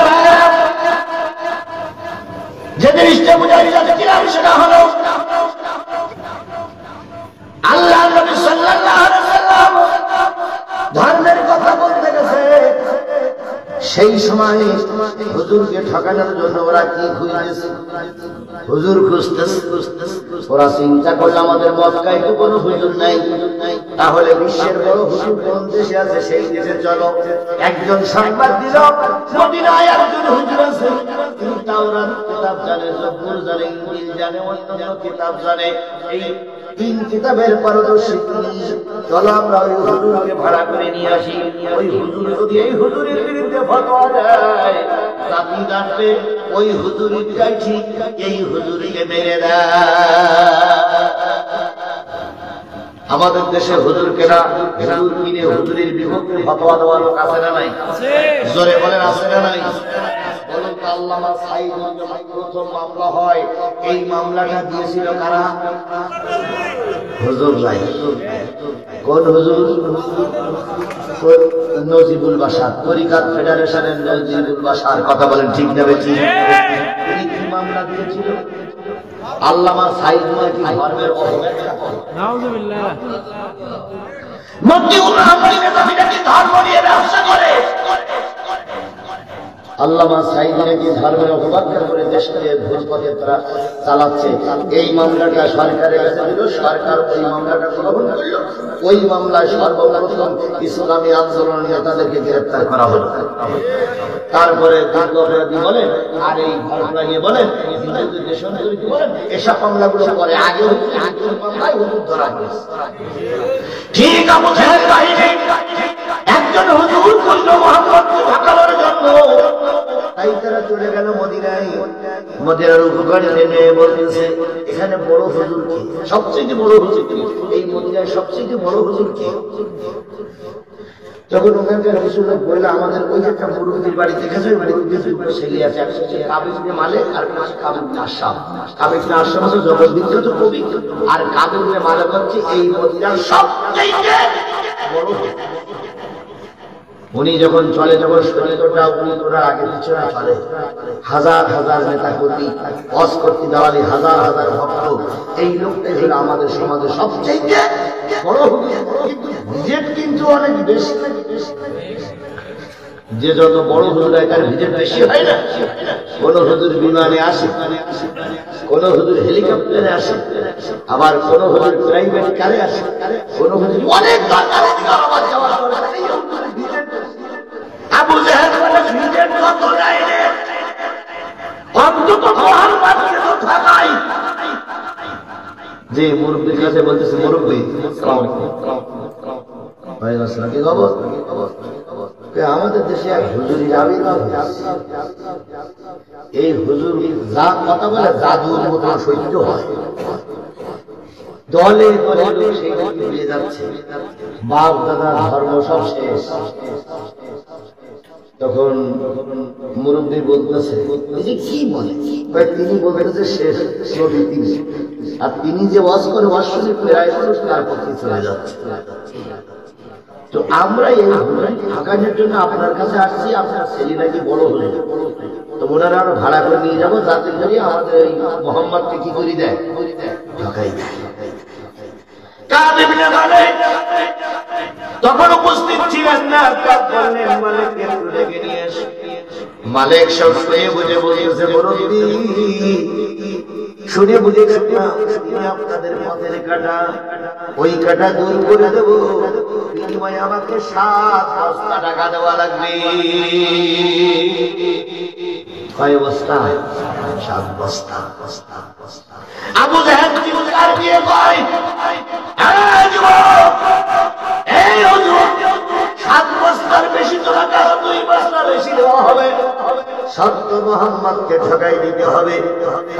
মালিক বললেন মুরব্বী ব্যাপার নয়, কত হুজুরকে বহস করে ঠকাই দিলাম, মোহাম্মদকে ঠকাই দিতে আমার কোনো দেরি লাগবে না। আপনি বাড়িতে মঞ্চ তৈরি করেন, আগামী বৃহস্পতিবার 14ই রবিউল আউয়াল প্রচন্ড প্রচন্ড ঠিক প্রচন্ড প্রচন্ড পূর্ণিমার রাত্রিতে যেদিন চাঁদটা ফুল গোল হয়ে যাবে, ওই দিন আমি আসতেছি। আর আপনি যে বলেন মুহাম্মাদের কাছে আমি 3টে প্রশ্ন করব, একটা শরীয়ত, একটা মারফত, আর একটা হকিকত। একটা শরীয়ত, আর একটা মারফত, আর একটা হকিকত আধ্যাত্মিক। এই 3টে প্রশ্ন করবে, একটা হলো শরীয়ত, একটা হলো মারফত, আর একটা হলো আধ্যাত্মিক। 3টে প্রশ্ন করব, 3টি প্রশ্নের উত্তর যদি দিতে পারে তাহলে বুঝবো তিনি সঠিক নবী।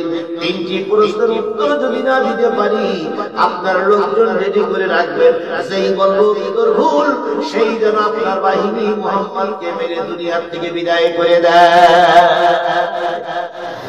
আবু জাহেল বলতে আবু সুফিয়ান অনেকদিন পর একটা সুযোগ পাওয়া গেছে বলে মনে হয়, অনেকদিন পর একটা সুযোগ পাওয়া গেছে। এর সুযোগ নবী ভেদ বলুন তো, দুনিয়ার সব নবী বিরোধী, আর নবীর পক্ষে আছে কে? আরেকটু জোরে বলেন কে? যার পক্ষে আল্লাহ থাকে তারে থাকাতে পারে, জোরে বলেন পারে। এই যে সরকার চলে গেছে, এই সরকার চিন্তা করতে আমার পক্ষে আছে সেনাবাহিনী, আমার পক্ষে আছে বিজিবি, আমার পক্ষে আছে র্যাব, আমার পক্ষে আছে পুলিশ, আমার পক্ষে আছে আনসার, সর্বোপরি আমার পক্ষে সমস্ত ক্ষমতার দাপট আছে, আমার এই কেউ নামাতে পারবে না। কিন্তু আল্লাহ বলে দিল বিএনপি তোরে নামাতে পারবে না, জামাত তোরে নামাতে পারবে না। আমি যাদেরকে দিয়ে তোদের নামাবো, তাদের পরিচয় তোদের কেউ জানে না। 5 তারিখের আগে এই সংস্কার আন্দোলনের, কোটা বিরোধী আন্দোলনের ছেলেদের আপনারা চিনতেন, আমিও তাহলে ওরা নামলো, আরেক নির্বাচন লেজ গুটাই নিয়ে চলে গেল। এখন আমার বেগুস আমি সীমানার পাশে আছে, চট করে ঢুকে পড়বে, তাই বলতেছে না। আচ্ছা ওনারা চট করে ঢুকে পড়বে, আর আমরা কি আঙুল ছুটবো? জোরে বলেন আঙুল ছুটবো। আইসো চট করিয়া আয়না ঘর তোমার জন্য রাখছি গো সাজায়া, আইসো চট করিয়া আয়না ঘর তোমার জন্য রাখছি গো সাজায়া। আমরা রিসিপশনে বৈশাখী, রিসিপশনে বৈশাখী সুতোর মালা লইয়া, আয়না ঘর তোমার জন্য রাখছি গো সাজায়া। নির্বিচারে মানুষ মানুষ ক্ষমতার লাগিয়া, দিন ধর্ম আর মানবতা সব কিছু ছাড়িয়া, সব কিছু ছাড়িয়া তোমার পাপের শাস্তি ও পাপের শাস্তি পাইতে হবে যাইও না ভুলিয়া আইনা ঘর তোমার জন্য রাখছি গো সাজায়া নির্বিচারে মানুষ মেরেছে না মানেনি মিডিয়ার অধিকার জন্য এই ফ্রাউনের বাচ্চাই নাই আল্লামা সাইদি রায়ের উপরে 3 দিনে 300 গুলি করে মেরেছিল এই পেটুজি বাচ্চা কথা বলেন হেফাজতের আলেমদেরকে রাতের আধারে লাইট দিবাই দিয়ে নির্বিচারে গুলি করে লাশগুলো ট্রাক ভর্তি করে নদীতে ফেলে দেওয়া গরম পানি দিয়ে রক্ত দিয়ে ধুয়ে পরিষ্কার করার জন্য এই পেটুজির বাচ্চাই দায়ী এর বিচার আমরা চাই কি চাই না জোরে বলেন চাই কি চাই না বিশ্ব লজ্জিত আলেম দিন আল্লামা সাইদি স্বাভাবিক মৃত্যুবরণ করেনি তাকে ইনজেকশন দিয়ে মেরে দেওয়া হয়েছে কথা বলেন ঠিক না ঠিক আমরা সাইদি রক্তের বদলা নেব ইনশাআল্লাহ জোরে বলেন ইনশাআল্লাহ আজও কালো সাইদির বিচার হবে যারা যারা বিচারের কাজে সহযোগিতা তারা ওই অন্যায় কাজে সহযোগিতা করেছ প্রত্যেকটা অন্যায়কারীর বিচার বাংলার জমিনে হবে কথা বলে ঠিক যাবে ঠিক কাউকে বাংলার জনগণ ছেড়ে দেবে আমার ভাইয়েরা কয় অবস্থায় চুক্তি হলো কতই পূর্ণিমা কতই 14ই রবিউল আউয়াল পূর্ণিমা রাত্রিতে হুজুর আসবে প্রশ্ন করবে কয়টা শরিয়াত মারফত আধ্যাত্মিক আবু জেহেল বলতেছে বাবা বায়না এই 3 বস্তা দিয়ে যান আর 4 বস্তা দেবেন মুহাম্মদকে ঠকানোর পর আর আপনার বাহিনী দেখবেন আমি শুধু একবার বলবো হইনি সঙ্গে সঙ্গে আল্লাহ আল্লাহ ফেলবেন আবু জেহেল বলতেছে সব আমার 50,000 বাহিনী রেডি থাকবে একজন মানুষের মারার জন্য কয় হাজার কত প্রস্তুতি এ শেখ হাসিনা সিং উপরে প্রস্তুতি আবু জেহেলের কত প্রস্তুতি মেরেই দেবে মেরেই দেবে মেরেই দেবে নবী সাল্লাল্লাহু আলাইহি ওয়াসাল্লাম কিছুই জানে না ষড়যন্ত্র চলছে এবার নির্ধারিত দিন বড় হুজুর চলে আসবে তার খাদেম নিয়ে আসলো 5 জন নির্ধারিত দিনের আগে আবু কুবাস পাহাড়ের পাদদেশে বিরাট মস্ত তৈরি হলো মঞ্চের পাশাপাশি 2টা চেয়ার দেওয়া হয়েছে বিরাট বিরাট দামি চেয়ার একটা হলো সোনার চেয়ার আর একটা হলো রূপার চেয়ার সোনার চেয়ারে বসবে প্রধান বক্তা রূপার চেয়ারে বসবে সভাপতি বলুন তো এই মাহফিলের সভাপতির নাম কি আবু জেহেল আর ওই মাহফিলের প্রধান বক্তা হলো কাব ইবনে মালিক উনি আসতেছেন ইসরাত থেকে মদিনা থেকে ওনার ভিজের 9 বস্তা টাকা 7 বস্তা টাকা ভিজের হুজুর আসতেছে মানুষ 50,000 আসছে আবু জেহেলের বাহিনী আরো কিছু মানুষ আসছে তারা দেখার জন্য বিরাট হুজুর নির্ধারিত সময় চলে আসলো একদিন আগে আল্লাহ নবী মুহাম্মদের কাছে এরকম ছোট্ট একটা কাগজ চলে গেল কাগজটা যখন নবীর হাতে দিয়ে আসলো ওদের দলের লোক নবীজি লিখতেও জানেন না পড়তেও পারেন না আল্লাহ নবী ওমরকে ডেকে বলেন ওমর দেখো তো চিঠিতে কি লেখা আছে হযরত ওমর রাদিয়াল্লাহু তাআলা পড়তে পারতেন তিনি চিঠিখান খুলে কাঁদতেছেন ইয়া রাসূলুল্লাহ আর জানাবি কালাম দেওয়া যাবে না আজকে মনে হয় আপনাকে ওরা শেষ করে ফেলবে নবীজি বললেন ওমর রে চোখের পানি ফেলে কালো কালো চিঠিতে কি লেখা আছে ইয়া রাসূলুল্লাহ ওরা একটা ট্রাইব্যুনাল তৈরি করেছে ওই ট্রাইব্যুনালে একটা ইহুদি হুজুর আসতেছে আর আবু জেহেল তার বাহিনী থাকবে তারা আপনাকে প্রশ্ন করে ঠকাবে ওরা থাকবে 50,000 আর অন্য নেতারা থাকবে সত্য জুড়ে দিয়েছে আপনি একা থাকবেন সঙ্গে আপনার কেউ যেতে পারবো না এর নাম গণতন্ত্র এর নাম কি? এর নাম গণতন্ত্র। আমাদের দেশের গণতন্ত্র এরকমই চলেছে। আল্লামা সাঈদীর বিরুদ্ধে ওরা 300 সাক্ষী দিতে পারবে, কিন্তু আল্লামা সাঈদীর পক্ষে তার ছেলেরাও সাক্ষী দিতে পারবে না। এর নাম কি তন্ত্র? গণতন্ত্র। নবীজি বললেন বন্ধ করো। বন্ধ করার পরে বলতেছে গুনে গুনে দেখো তো আমাদের দলে কয়জন। কইয়া রাসূলুল্লাহ যতটুকু জানি আমাদের দলে এখন পুরুষ লোক আছে 40 জন, আর মহিলা ছোটগুলো বাদ।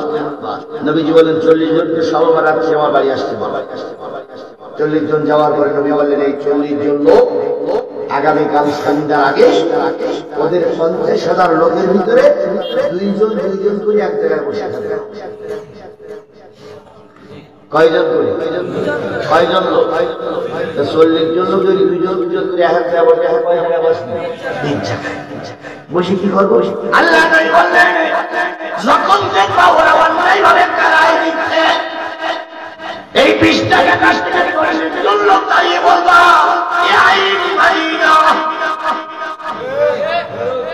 লোক কয়জন? 20 জায়গা থেকে দাঁড়িয়ে বলবো। মঞ্চে যারা থাকবে তারা বলবে যে এই কাফেলার ভিতরে সব লোক শুনেছে। ওদো ইলা সাবিলি রাব্বিকা। আচ্ছা এই মাহফিলে এই যে 10 জন লোক দাঁড়িয়ে যদি বলে হুজুর আপনি ওয়াজ চালিয়ে যান, সব আমরা আপনার পক্ষে আছি, এখানে যদি কোনো আওয়ামী লীগ লোক থাকে তাহলে বলবে যে এই লোকগুলো সব হুজুরই। কিন্তু মাঝখানে আমার মাত্র কয়জন? এর নাম হচ্ছে উদু ইলা সাবিলি রাব্বিকা। সাহাবীরা তাই কইলেন। পরের দিন সন্ধ্যার পরে সিটিং বসে গেল। আবু জাহেল, আবু সুফিয়ান, উতবা, সাহেবা, ওয়ালিদ ইবনে মুগীরা দেশি নেতা বক্তৃতা শুরু করলো। এক পর্যায়ে আবু জাহেলের বক্তৃতা শেষ, তারপরে আবু মালিক ফিনিশিং দেবে শেষ বক্তা। আবু জাহেল দাঁড়িয়ে মোহাম্মদ তো অনেক লোক দেখালাম, অনেক সম্পদের মমতা দেখালাম, অনেক কৃতি দেখালাম, অনেক সুযোগ দিলাম, অনেক অর্থ দিলাম, অনেক কিছু করলাম, মোহাম্মদ আমাদের করার জন্য না। মোহাম্মদের আসার কথা ছিল, আসি নাই। আগামীকাল মোহাম্মদকে যেখানেই পাবে সেখানেই হুজুরা করবে, কোনো মামলা হবে না, কোনো বিচার হবে না, বিনা বিচারে মোহাম্মদকে মেরে ফেলবে। তোমাদের নামে কেউ মামলা দিলে কোর্টের বলি দেবো যারা মামলা না দেয়, পুলিশের বলি দেবো যারা আসামি না ধরে, মোহাম্মদের পক্ষে কেউ কথা বলতে আসবে না, কারণ মোহাম্মদ আমাদের সম্মান রাখেনি। মোহাম্মদ বাঁচানো যাবে না। এতক্ষণ নবী ময়দানে নেই, 40 জন সাথী আছে, নবী ময়দানে নেই। নবী কাবার উপরে ইকরাম করে দাঁড়িয়ে আল্লাহর সাহায্যের কামনা করছে।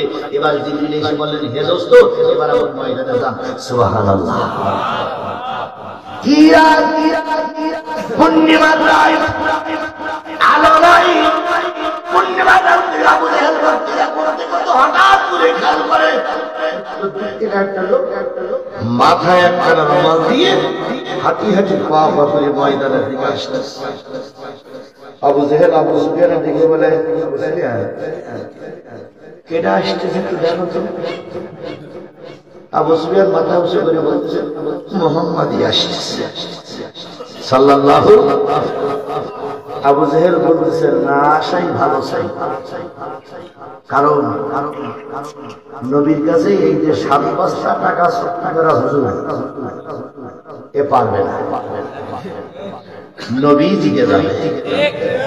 আরেকটু জোরে বলা যাবে না সুবহানাল্লাহ? নবী কি হয়ে যাবে? ওরাও চাইতো নবী ভালো লোক, কথা বলেন ঠিক যাবে ঠিক, শুধু ইচ্ছা করে ওরা নবীর বিরুদ্ধে। যারা আল্লামা সাঈদী মেরেছে তারা সাঈদী ভালো না খারাপ না চাইতো না? জোরে বলেন চাইতো না? মেরে দিয়েছিল কেন? শুধু এই ক্ষমতা পাকাপোক্ত করে রাখার জন্য আর ওই ভারতের মন জয় করার জন্য। দুলা ভাইয়ের মন জয় করার জন্য আপা সবসময় ব্যস্ত ছিল। আপা তো এক সময় বলেই গিয়েছিল যে আমি ভারতকে যা দিয়েছি ভারত সারা জীবন মনে রাখবে। নির্লজ্জ। বলুন তো কোন নারী যদি কার করে ইজ্জত বিক্রি করে তাহলে পরে এসে বলতে পারে তার আমি বাগান করছি ইজ্জত বিক্রি করেছি, কথা বলতে পারে? আর এরা বলে আমি সব গান দিচ্ছি, সব দিয়ে দিচ্ছি, মানে দরজা বন্ধ করে গোপন বইটা করতে দিয়ে সব দিয়ে আইছি। নির্লজ্জ বেলা 18 কোটি মানুষের মুখ পড়াইছে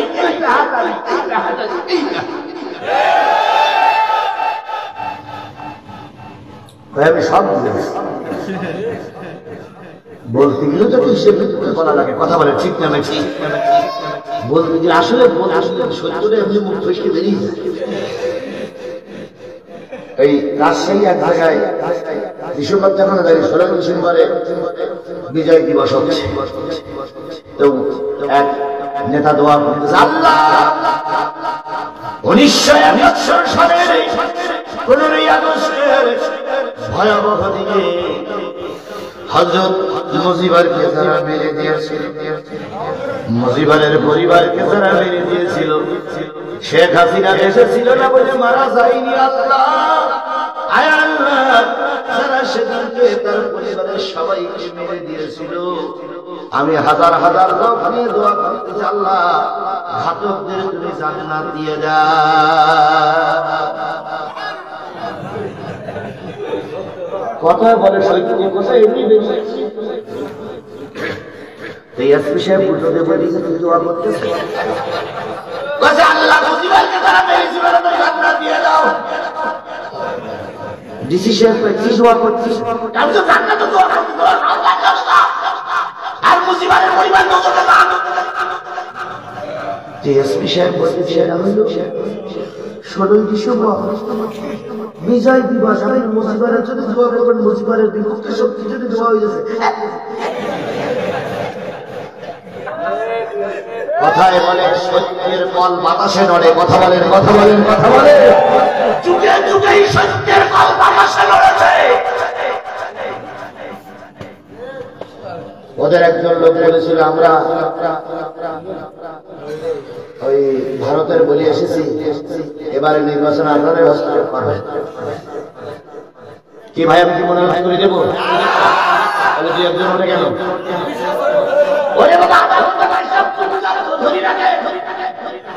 কিছু কিছু লোক নাই টান টান উত্তেজনা, টান টান উত্তেজনা না হলে খেলা জমে না। টান টান উত্তেজনার ভিতরে তো অফ হবে। বলুন তো, আমি 50 বছর বয়সে, মুরব্বীর বয়স 70 হবে আশা করে, তার বেশি আজকে তোমার দরকার নেই। আপনারাও 30 বছর ধরে ওয়াজ শুনতেছেন, কোন মাহফিলে দেখেছেন যে বক্তা মাহফিল কোরআন শরীফ বন্ধ করে বলেন পেশাব করে আসি? এই কথা কোনো বলি না, কোনো বক্তা বলি তাহলে কোনো বক্তা পেশাব লাগে না, আপনাদের লাগে পেশাব লাগে।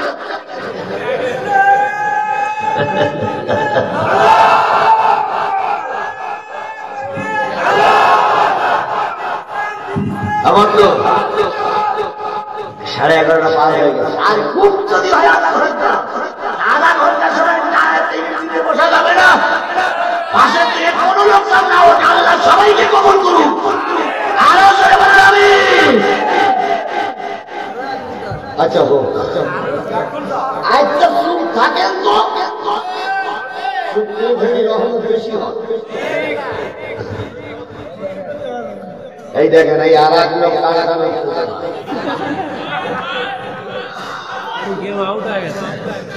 আবার ভাইরা, আল্লাহ নবী সাল্লাল্লাহু আলাইহি সাল্লামকে ঠকানোর জন্য 50 থেকে হুজুর আসতেছে মদিনা, কয় বস্তা বিরাট আয়োজন, 50,000 লেখের বাহিনী থাকবে। আবু জেহেলের বক্তৃতা শেষ, নবী আসতেছে, নবী আসতেছে। এবার নবী এসে দাঁড়ায় বলেন আসসালামু আলাইকুম, আপনারা সবাই কেমন আছেন? আবু জেহেলের মুখ একটু কালো, রেগে মেগে ভায়া। আবু জেহেল কিনেতে গুছু দেখে বড় ঘুমাচ্ছেন মোহাম্মদ হাজি। সুবহানাল্লাহ বলবেন না? সুবহানাল্লাহ বলবেন না? কিভাবে আসছে? কাব ইবনে মালিক তৎকালীন সময়ের সবচেয়ে বড় বক্তা, সবচেয়ে বড় আলেম, যিনি এত সফর করে বেড়ায়, বহু ভক্ততা, বহুত সঙ্গীতা, বহুত নেতা কর্মী তার। তিনি আসলেন, লোকজন সব বসে আছে। এবার নবীকে কাব ইবনে মালিককে দুটা দিয়ে কয়, মোহাম্মদ হাজির। মুহাম্মদ সাল্লাল্লাহু আলাইহি ওয়াসাল্লাম দাঁড়িয়ে আছে। কাব ইবনে মালিক মাথা থেকে পা, পা থেকে মাথা, মাথা থেকে পা, পা থেকে মাথা তাকায়া আকাশের দিকে তাকাই বিড়বিড় করে বলতেছে, মাবুদ, যাকে ঠকানোর জন্য আসলাম তার চেহারা দেখে মনে হচ্ছে ইনি হলো শেষ পয়গম্বর।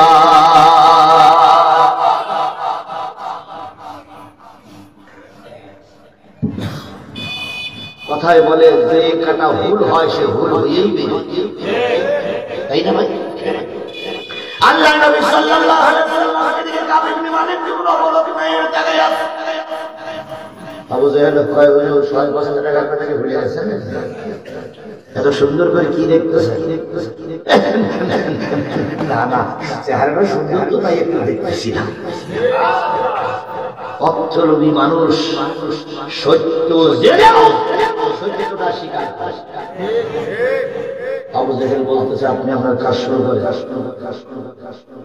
কাব ইবনে মালিক বলতেছে, আপনি কি মুহাম্মদ সাল্লাল্লাহু? জি জি জি। আপনি বলে আল্লাহ নবী বলে দাবি করেছেন? যে কোনো লোক তো নবী বলে দাবি করে না। আপনার মাথা ইয়ে ভুল হইল কেন? আল্লাহ নবী দাঁড়িয়ে বলেন, কাব ইবনে মালিক ভাই আমার, আমি নবী আর তুই দাবিদার নই। আল্লাহ আমাকে নবুয়ত দিয়েই পাঠিয়েছেন। আরেকটু জোরে বলেন সুবহানাল্লাহ। মা কানা মুহাম্মাদুন আবা আহাদিন মির রিজালিকুম ওয়ালাকিন রাসূলুল্লাহি ওয়া খাতামান নাবিয়্যিন।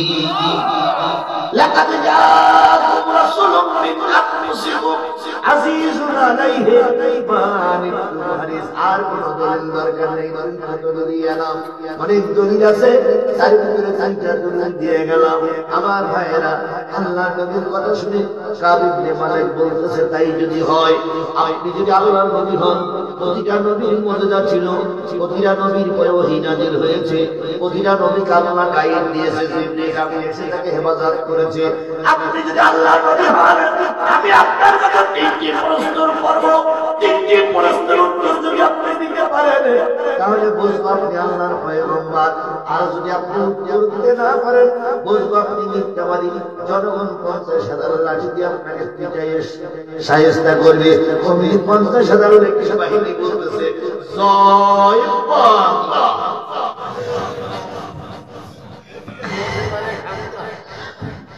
আল্লাহ নবী লাগিয়ে দেখলেন, নবীজি বলতেছে, কাব ইবনে মালিক ভাই আমার, তুমি কি তাওরাত পড়েছো? গায়ে পড়েছে, জব্বুর পড়েছে, ইনজিল পড়েছে। তাই যদি পড়ে থাকো, তুমি একজন আসমানি কিতাবের ধারক বাহক বা জ্ঞানী। তুমি 3 জনায় 30টা প্রশ্ন করো, 30 জনায় 300 প্রশ্ন করো, 30 জনায় 3000 প্রশ্ন করো। আমার আল্লাহ যদি আমার সহায় থাকে, প্রতিটা প্রশ্নের উত্তর আমি আল্লাহর পক্ষ থেকে জেনে জেনে দিয়ে দেব। যাদের হৃদয় আছে আল্লাহর ভয়, তারা কবু পথ ভুলে যায় না, তারা কবু পথ ভুলে। আল্লাহর প্রেম ছাড়া এই দুনিয়ায় কারো কাছে কোনো কিছু চায় না। রাতের আধারে যারা সিজদাতে রয়, দু চোখের অশ্রুতে নদী যেন বয়। ছলনার হাত জানি যতই আসুক, ছলনার হাত জানি যতই আসুক, পিছনে ফিরেও তাকায় না। যাদের হৃদয় আছে আল্লাহর ভয়, তারা কবু পথ ভুলে যায় না।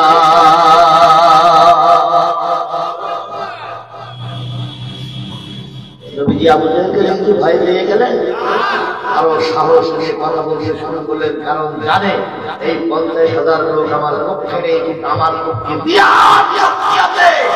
তিনি কে? জোরে বলেন তিনি কে? এই আল্লাহ আমাদের সঙ্গে আছে না নাই? তাহলে কিসের ভয়? ময়দানে নামো, নামার দায়িত্ব তোমার, আর ময়দান দখল করে দেওয়ার দায়িত্ব নাই। আধারে ভয় পেও না, আধারে ভয় পেও না, আলো আছে আড়ালে, জালিমেরা পালিয়ে যাবে তুমি উঠে দাঁড়ালে। আধারে ভয় পেও না, আধারে ভয় পেও না, আলো আছে আড়ালে, জালিমেরা পালিয়ে যাবে তুমি রাস্তায় দাঁড়ালে।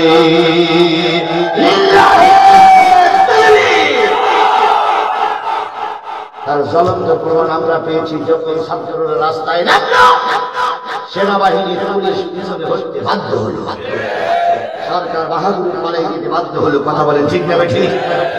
সাহস করে রাস্তায় নামতে হবে। ভারত আমাদের ভাই জায়গায় চট্টগ্রাম নিয়ে নেবে, আর আমরা আঙুল চলবো।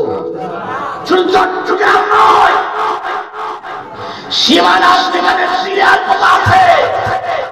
বিলিয়ার থেকে যদি এক মিনিট ভিতরে ঢোকো পারো, তোমাদেরকে পাশের লাঠি দিয়ে পিঠে সোজা করা হবে।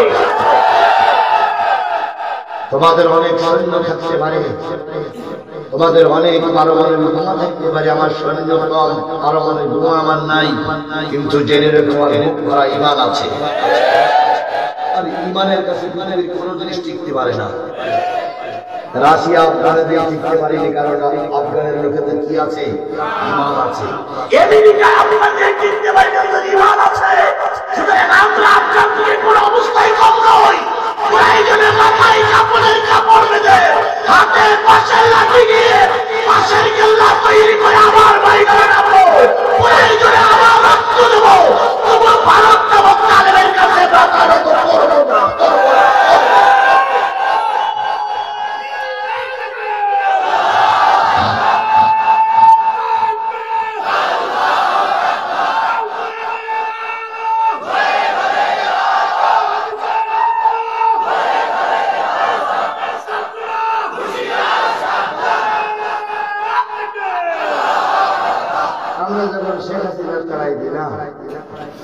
এখন ভারতের কিছু লোক বললে আমাদের প্রাইজ দেবে না, তার ভিতরে একজন হলো শুভেন্দ্র অধিকারী, বিজেপির নেতা, আর একজন আছে ময়ূর রঞ্জন ঘোষ। যখন খবর পড়ে তখন মনে হয় বান্দর লাইসেন্স, হ্যাঁ শুধু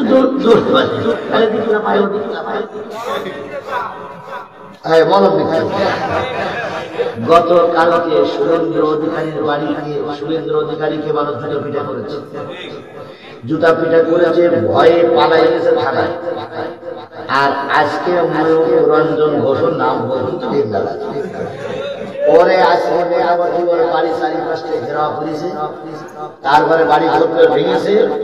আলু ওরখানে বিক্রি হচ্ছে 3 টাকা করে কেজি, কারণ আলু ওই দেশের লোক কিনতেছে না, আমার দেশে আমরা দিচ্ছি না। বাধ্য হয়ে ওদের দেশে এখন বিপদ বেঁধে গেছে ওদের। আমাদের বিপদে ফেলতে বিপদে কোন তোমাদের ঘরের উপরে এখন তোমরাই চাপলাও। অধিক 7 রাজ্যের এক রাজ্য স্বাধীনতা ঘোষণার দ্বার প্রান্তে, 7 রাজ্যের এক রাজ্য স্বাধীনতা ঘোষণার দ্বার প্রান্তে। আমরাও দোয়া করছি আল্লাহর প্রতি একটা তো স্বাধীন হোক। একটা বেরিয়ে যাওয়ার সাথে সাথে ভারতের বহুত রাজ্য ভেঙে যাবে। আল্লামা সাঈদীর কথা প্রতিটা কাজে লাগবে। আল্লামা সাঈদী বাবরি মসজিদ ভাঙার পরে ঢাকায় বলেছিলেন, ভারত তুমি বাবরি মসজিদ ভাঙনি, তুমি মুসলমানদের হৃদয় ভেঙেছ, 200 কোটি মুসলমানের চোখের পানি ফেলিয়েছ। যখন বাবরি মসজিদের ইটগুলো টুকরা টুকরা হয়ে নিচে পড়তেছিল, গোটা বিশ্বের 200 কোটি মানুষ ডুকরে ডুকরে কাঁদতেছিল। আমি আজকে এই লক্ষ লক্ষ মানুষকে নিয়ে আল্লাহর কাছে ফরিয়াদ করছি, তুমি যেমন আমার মসজিদকে ভেঙে টুকরা টুকরা করেছো, ভারত তুমি একদিন ভেঙে টুকরা টুকরা হবে। তোমার দেশ একদিন বিভিন্ন জায়গায় স্বাধীনতা ভারত আর ভারত থাকবে না, তোমাকে ভেঙে টুকরা টুকরা হতে হবে। আল্লামা সাঈদীর সব কথাগুলো সত্যি পরিণত হয়েছে। আমি কোরআন শরীফ দিয়ে শপথ করছি, এটাও একদিন ভেঙে, এটাও একদিন সত্যি পরিণত হবে। আমি গত বছর পাশের এক কাছে এসে বলেছিলাম, চিন্তার কোনো কারণ নেই, অতি তাড়াতাড়ি স্বাধীনতার পতাকা উত্তোলন হবে। এই পৃথিবীতে যারা পালিয়ে যাবে, আল্লাহ সে স্বপ্ন বাস্তবে দেখা তৌফিক দান করেছে। আজকেও কোরআন শরীফ আবাদ করে সাঈদীর ওই কথার পুনরাবৃত্তি করে গেলাম, ভারত একদিন ভাঙবে। কারণ ভারত মুসলমানদের শত্রু, মুসলমানদের বন্ধু নয়। বলুন তো, ভারত কি আমাদের বন্ধু? ভারত আমাদের শত্রু। হ্যাঁ, ভারত একজনের বন্ধু ছিল, সে হলো শেখ হাসিনা রহমাতুল্লাহ। তিনি শেখ হাসিনার বন্ধু ছিলেন, তিনি কখনো বাংলাদেশের বন্ধু ছিলেন না। কখন কথা বলে ঠিক না ঠিক? ভারত কখনো বাংলাদেশের মুসলমানদের সহ্য করতে পারেনি, ও শেখ হাসিনাকে খুব সহ্য করত। কারণ শেখ হাসিনার যা দিত তার চেয়ে বেশি, এক চামচ চাল ২ চামচ দিয়ে দিত, এক রাত দাবি করলে ২ রাত দিয়ে দিত। যার কারণে শেখ হাসিনার ওরা খুব ভালোবাসত ভারতকে। কখন ওরা ভালো? আমার ভাইয়েরা, আল্লাহ নবী নবীর কাছে প্রশ্ন, নবী সাল্লাল্লাহু আলাইহি সাল্লাম কি সুন্দরভাবে উত্তর দিলেন। কারণ হলো, যারা ভদ্র মানুষ হয় তাদের উত্তরগুলো ভদ্রই হয়। বিএনপি জামাতের ভিতরে যত ভদ্র নেতা আছে, আওয়ামী লীগের ভিতরে ১,০০০ও একটা লোক রাখেন নাই। কথা বলেন, কথা বলেন। ওপরের পর্যন্ত একবার হিংস্র হিংস্র হিংস্র ডাকাত চোর খুবই লম্পট মাত্রায় বেলা ভাঙা আইন ভাঙা সব ওদের ভিতরে। কথা বলেন, কথা বলেন, কথা বলেন। হা করে বসে আছে, হা করেই থাকো, হা বন্ধ করতে দেখি না, তাহলে গালের ভিতরে আনন্দ দিয়ে দেওয়া হবে। ভয় পাচ্ছেন আপনারা? গত বছর পাশে এক মাহফিল করে গেছিলাম, তখন তোরাই ক্ষমতা ছিল, ভয় আমাদেরকে পারেনি। আর এখন তো সব আমরা, সামনে আমার, লাইনে আমার, পিছনে আমার, উপরে আমার, নিচে আমার, সব আমার। কথা বলেন ঠিক না বেঠিক? যদি কেউ আমাদের কিছু বলা লাগবে না, মায়াপুরীরা ঢাকা নিয়ে আসবে, ঢাকার মাঝে দিয়ে সরিষা খেত দিয়ে পালাই যেতে হবে। সুতরাং বেশি কিছু বলতেছি না, খারাপ লাগে শুয়ে থাকো। আমার ভাইয়েরা, নবীজির উত্তর শেষ। আপনি আল্লাহর নবী হয়ে থাকলে আমি আপনার কাছে 3টি প্রশ্ন করবো। কি কি? শরিয়াত, মারফত, বলুন। আল্লাহ যদি আমার সহায় থাকে তাহলে আমি কি করবো? উত্তর দেওয়ার জন্য চেষ্টা করবো। কে সহায় থাকলে? আল্লাহ সহায় থাকলে। দেখেন, ডেনমার্কের কথা কিন্তু এরকমই হয়। আবু জেহেল বলতেছে শরিয়াতের প্রশ্ন করো, আমার আমাদের প্রশ্ন করবো, আধ্যাত্মিক প্রশ্ন করবো, ওটা তোমার ব্যাপার। প্রশ্ন করার আগে হিসেব বুঝি প্রশ্ন করো। কেউ কিন্তু নদীর সঙ্গে প্রশ্ন করে নদী কিন্তু এখন থেকেও ঠকাতে পারে। তুমি যে বেটা 7 বস্তা টাকা খেয়ে আইছা, তুমি পারবা কিনা হিসেব করে বুঝি প্রশ্ন করে। বলতেছি যেমন আমি একদিন মাথায় ডালাই করে কিছু ফল নিয়ে যাচ্ছিলাম বাজারে। হঠাৎ করে মোহাম্মদ হোসেন পথে দেখা, আমাকে সালাম দিয়ে বলতেছে, বাবাজি মানুষ ডালাই করে কালি নিয়ে যাচ্ছে। আমি চিন্তা করলাম ফল জানতে সেই গোষ্ঠী ভাই। আর আমি সমাজের নেতা না দেখে কেমন একটা দেখা যায়, তো আমি ফলের কথা না বলে বললাম, বাবাজি আমার এই ডালার ভিতরে পাথর। তো মোহাম্মদ পাথর বাজারে নিয়ে যাবে। হ্যাঁ, এখন পাথর বিক্রি হয়, জানো না? তো নবী শুধু আকাশের দিক তাকাই বললেন, আপনি যেটা বলেছেন এটাই যেন সত্য হয়। কোন দোয়া কালাম কিচ্ছু বলল না। সূরা ফাতিহা পড়িনি, ইখলাস পড়িনি, দুরূদ শুধু মোহাম্মদ বলেন, তাই যেন। শোনো বড় হুজুর, আমি বাজারে গিয়ে ঝুড়ি উল্টি দেখি সব পাথর, ওর ভিতরে একটাও ফল নেই। কাবিবিনা মানে বলছে তাই আরেকটা দিনের কথা শোনো। আমি একদিন নবীকে ঠকানোর জন্য হাতের ভিতরে একটা পাথর নিয়ে আসছিলাম। এসে নবী মুহাম্মদকে বললাম, ভাতিজা বলো তোমার হাতের ভিতরে কি? ভাতিজা তখন বললেন, চাচা আপনার হাতের ভিতরে যেটা আছে ওইটা যদি স্বীকার করে আর ওইটা যদি বলে হাতের ভিতরে কি, তাহলে কি বিশ্বাস করবেন? কয় হ্যাঁ। এবার পাথর বলতে থাকে হাতের ভিতরে পাথর, আর আমি কালেমা পড়তেছি না ইলাহা ইল্লাল্লাহু মুহাম্মাদুর রাসূলুল্লাহ বলার সাথে সাথে পাথরটা দূরে নিক্ষেপ করলাম। আমি বুঝলাম পাথরেও নবী জাদু করতে জানে। হুজুরির আগে তো মন ভেঙে দেওয়া আসছে না, আসছে আগে তো হুজুরি এমন পাপ করছে কিন্তু হুজুরির মন এমনি ভেঙে গেছে। আচ্ছা হোক, টাকা তো হালাল করে দেওয়া না। আচ্ছা আপনি যদি আল্লাহ নবী হয়ে থাকেন তাহলে আমার একটা মজুদা দেখেন। কি মজুদা দেখতে চান? এসে কিছু কিছু করাবে কি মজুদা দেখতে চান? ওই আকাশের ওই চাঁদ মাথার পরে চাঁদটা একটু দ্বিখণ্ডিত করে দেখান। যদি আপনি চাঁদ দ্বিখণ্ডিত করতে পারেন তাহলে বুঝবাম যে আল্লাহ নবী। আপনি কি শোনেন নাই মুসার লাঠিতে নদীতে কি হয়ে গেছে? রাস্তা হয়ে গেছে। মুসা লাঠি ঘুরাই দিলে সব হয়ে যায়। হযরত ঈসা আলাইহিস সালাম লাঠি ঠেকাই দিলে কুষ্ঠরোগী ভালো হয়ে যায়, মৃত্যুরোগ জিন্দা হয়। আপনি যদি আল্লাহর নবী হন, এই পূর্ণিমার চাঁদটা একটু দ্বিখণ্ডিত করে দেন। আল্লাহর নবী আকাশের দিকে তাকাইবে, আল্লাহ এই কল্পনা তোমার দিলের ভিতরে ছিল, আমি এখন কি করবো? জিবরিল বললেন, দোস্ত এই প্রতিষ্ঠিত জালেম সরকারের সামনে আপনি আল্লাহ নামাই দিয়ে আল্লাহ তামাশা দেখতেছে না। আল্লাহ আপনার মাথার পরে আছে, আপনি যারে যা বলবেন সেটাই শুনতে শুধু ইশারা করেন। নবী এবার আঙুল ইশারা করে বলবেন, যা তুমি তো দেখতেছো বলো জালেম সরকারের সামনে আমি বড় একটা। ওরা বস্ত্র নিয়ে 50,000 বাহিনী নিয়ে ফেলবে বলে সতর্ক অবস্থায় আছে। দয়া করে তুমি আমাদের একটু সহযোগিতা করো আল্লাহ রহমতে। বলার সাথে সাথে চাঁদ দ্বিখণ্ডিত হয়ে গেছে। আল্লাহ ওইখানে যায়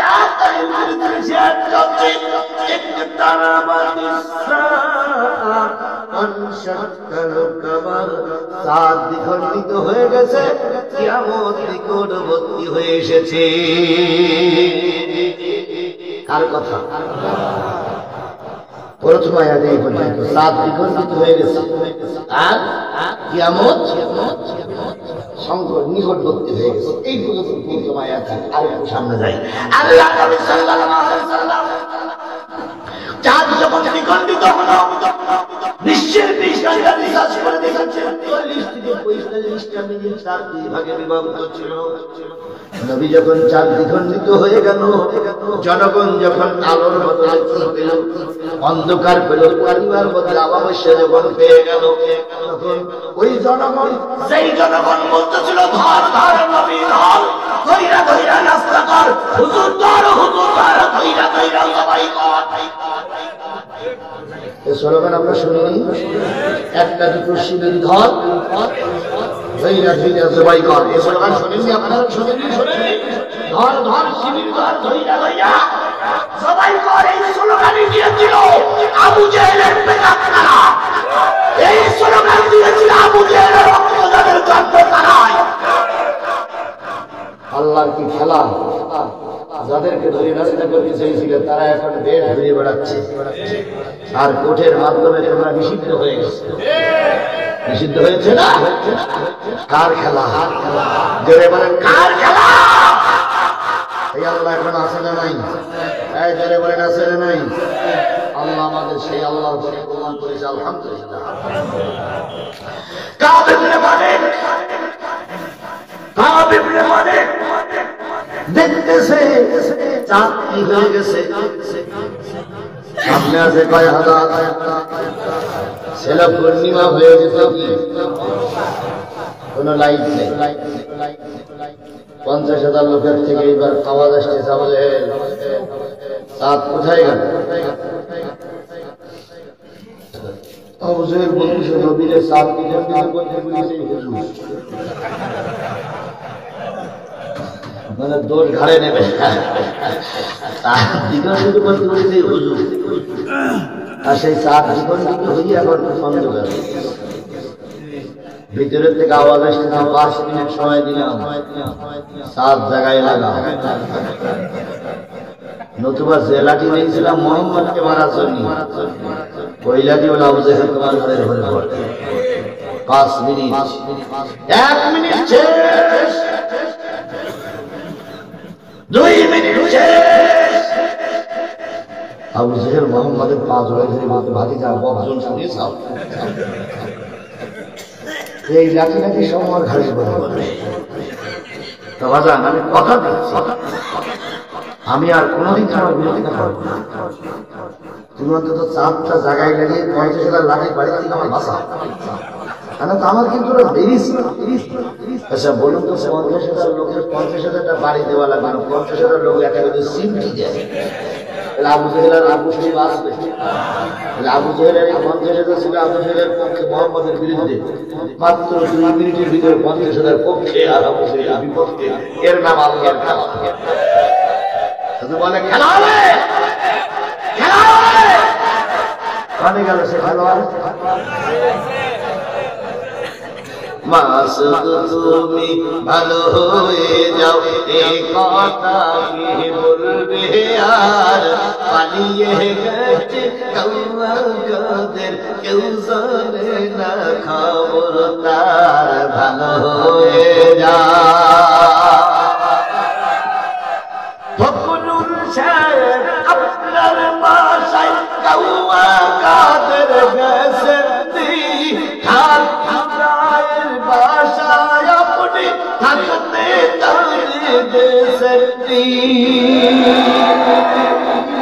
তার সাথে হিসাব বাকি হায় হায় তার সাথে হিসাব বাকি আছে কোটি জনতার পালিয়ে গেছে কাদের কেউ জানে না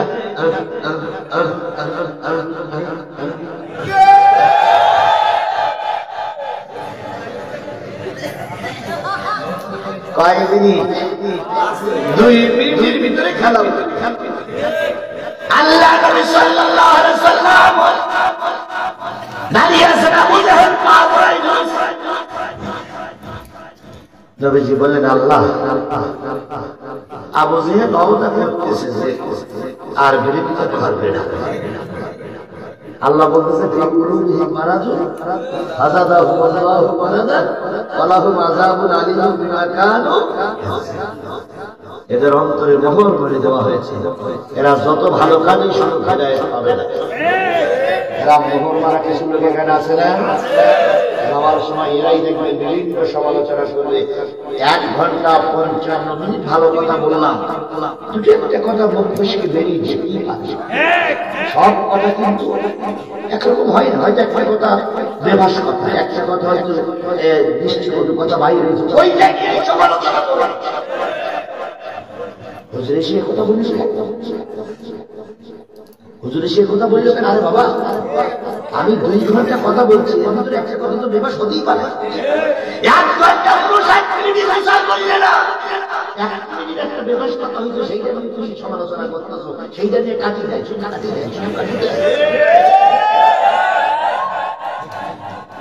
আসো তো তুমি এখানে আমি এসে যে কোনো লোক যে 9 জন লোক পাইছিলাম সেই 9 জন লোক এখনো মাঠে আছে না আরো কিছু লোক চাইছে একটা লোক এখনো ময়দান ছেড়ে দেয়নি ইতিমধ্যে আমার প্রায় 2 ঘন্টা আলোচনা হয়ে গেছে একটা লোক এখনো ময়দান ছেড়ে দেয়নি শুক্রবার সাদা ঘন্টা সন্ধ্যা দেয় 12-13 দিন হয়ে গেল শুধু কাশি দেয় আর মধ্যে আমার পানিটা নিয়ে আসতে আধা ঘন্টা খোঁজা দিলে 12 মিনিট পরে পানির প্রয়োজন হয় আর আমি 2 ঘন্টা কথা বলতেছি মানুষ যায়নি বরং মানুষরা আসতেছে এগুলো বুঝতে হবে আজকে যদি হুজুর না হুজুরের তরফ বুঝতো আল্লাহ না সাইনি ফাঁসি দিত আজকে যদি হুজুর না হুজুরের পক্ষে থাকতো আগামী সংসদে কোরআনের সত্য আমাদের দোষ আমাদের ভুল আমাদের ভুল ধরে বেড়ায় কথা বলেন একেবারে নির্দোষ না, তারেক মনোয়ার একেবারে নির্দোষ না, আমির হামজা একেবারে নির্দোষ না, আমাদের মুরব্বী আজহারি যে একেবারে নির্দোষ না, দোষী গুণী মানুষ। তবে দোষটা দেখার আগে গুণটা দেখবা, তাহলে দেশের কথা সামনে আসবে না। কথা বলেন ঠিক না বেশি? একটা গান নিয়ে দেহ ব্যবসায়ী ওনারা 5টা গান নিয়ে 2 লাখ টাকা নিয়ে যায়, তখন ফতোয়া আসে না। হুজুর যদি 2 টাকার জায়গায় 3 টাকা নেয়, হুজুরে এত টাকা নেবে কেন? তাহলে হুজুরি বউ বলছে দেখে গরু গালামি করে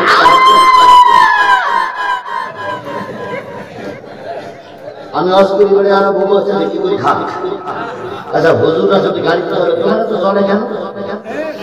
হুজুর আমি তোমার তো চলে কেন? তোমার তো কথা নেই, তাই তুমি বিমান উঠতে পারো না।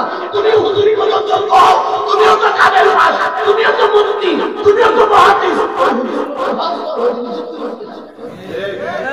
শুধু কাজী হাসে না হাসে না হাসে না কাজেই আছে, কাজেই আছে, কাজেই আছে।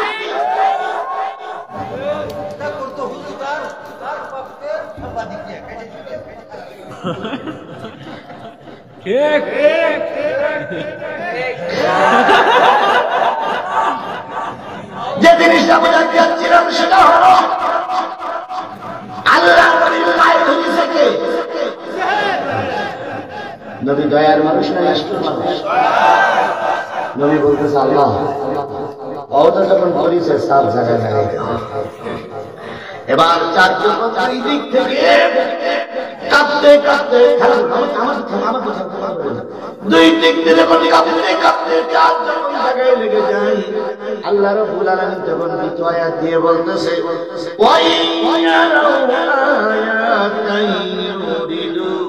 নবী তখন আবেগের বেশে অত্যন্ত আবেগপ্রবণ হয়ে মঞ্চে দাঁড়িয়ে বলতেছে আমার জাতি ও 50,000 লেকের বাহিনী ও আবু জাহেল ও আবু সুফিয়ান দেখো মুজিজা দেখো, দেখো মুজিজা দেখো, দেখো মুজিজা দেখো। আল্লাহ তার সাথে আবার জায়গায় লাগাইয়ে দিচ্ছে।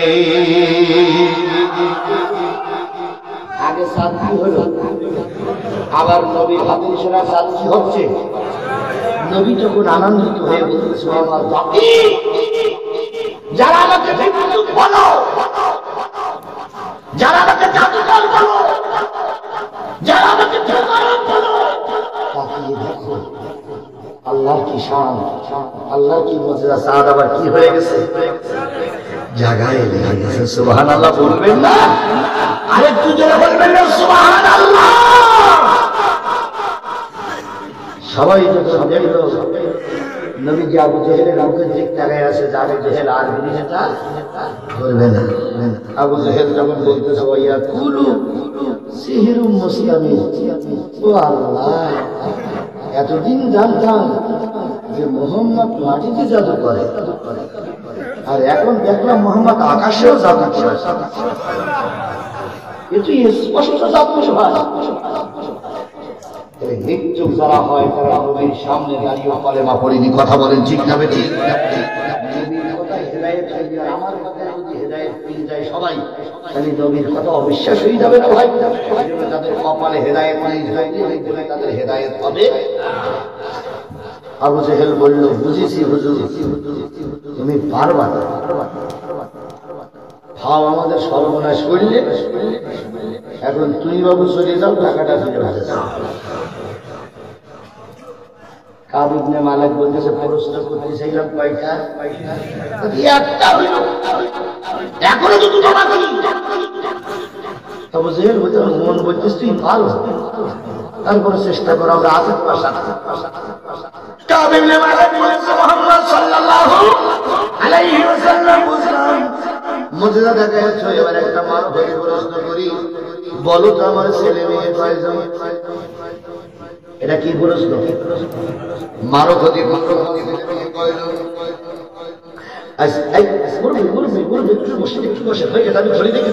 আমি ঘড়ি দেখি, ভাই বছর হয়ে গেছে। মুরব্বী মুরব্বী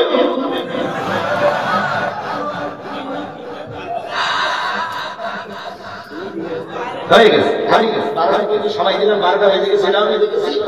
আরে সময় যাবে না, এখন যদি কাদাই রেখে দেয় আপনারা যাবে না, করি না। চলবে চলবে যে চলবে, আমি তো চালাচ্ছি রে ভাই, আমি তো বসে নাই, কিন্তু তুই একজন খেলা আছে, খেলা আছে, আমার খেলা, আমার খেলা, আমার খেলা। 2 নম্বর প্রশ্ন, আমার ছেলে মেয়ে কয়জন? ধরেন আমার আজকে সভাপতি, আমাদের মুরব্বী আলেম মাদ্রাসার সাবেক প্রিন্সিপাল, মানে হাজারো আলেমের ওস্তাদ, উনি আমাকে আজকে প্রশ্ন করলো, ছোট ভাই আপনার ছেলে মেয়ে প্রয়োজন? আমি বললাম 3 জন। সামনের বছর এক মাহফিলের সভাপতি তুমি প্রশ্ন করো যে আপনার ছেলে মেয়ে প্রয়োজন, আমি যদি বলি 4 জন, সত্য কথা হবে না মিথ্যা কথা হবে না? কি কথা হবে?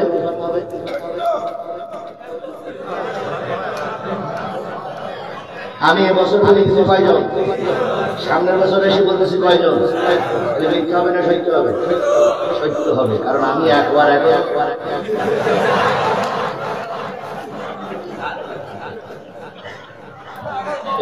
কি হতে পারে না আপনাদের ভাবি আরেকটা বাচ্চা দিতে পারে না, পারে না, সত্য হবে। এখন এবছর বুঝতে 3 দিন সামনে সঠিক পয়সা, এটা তো জানা দরকার। কথা বলে ঠিক না বেটি? তারপরটা গবেষণা করা দরকার। আল্লাহ নবী কত বিজ্ঞানী নবী ছিলেন, কত সঠিক দৃষ্টিবান নবী ছিলেন, কত প্রখর দৃষ্টিবান নবী ছিলেন। নবী চিন্তা করলেন, আমি যদি বলি আমার ছেলে মেয়ে, পুরান ছেলে মেয়ে 1 জন, অথবা যদি বলি 2 জন, অথবা যদি বলি 3 জন, টাকা খাওয়া হুকুম বলবে কথা সঠিক হয়নি, সাক্ষী প্রমাণ আমি দিতে পারবো না। কিন্তু কেননা তিনি মদিনার মানুষ, তিনি যারা বলবে এই 50,000 লোক বিশ্বাস করবে, আমি একা, আমার কথা কেউ বিশ্বাস করবে না। কারণ আপনার গ্রামে আসছি, আপনারা যেটা বলবেন ওইটাই সত্য, আমার কথা কেউ মানবে না, কারণ আমি তো বড় একা। আল্লাহর নবী চিন্তা করলেন, ওই বড় হুজুরের শেষ কিছু খাদেম এসেছে, ওই খাদেম গুলোর আগে কনভার্ট করে নিতে পারলে, যদি আমি কথা বলার পরেও বিপক্ষে যাই, ওই খাদেমেরাই শান্তি দেবে।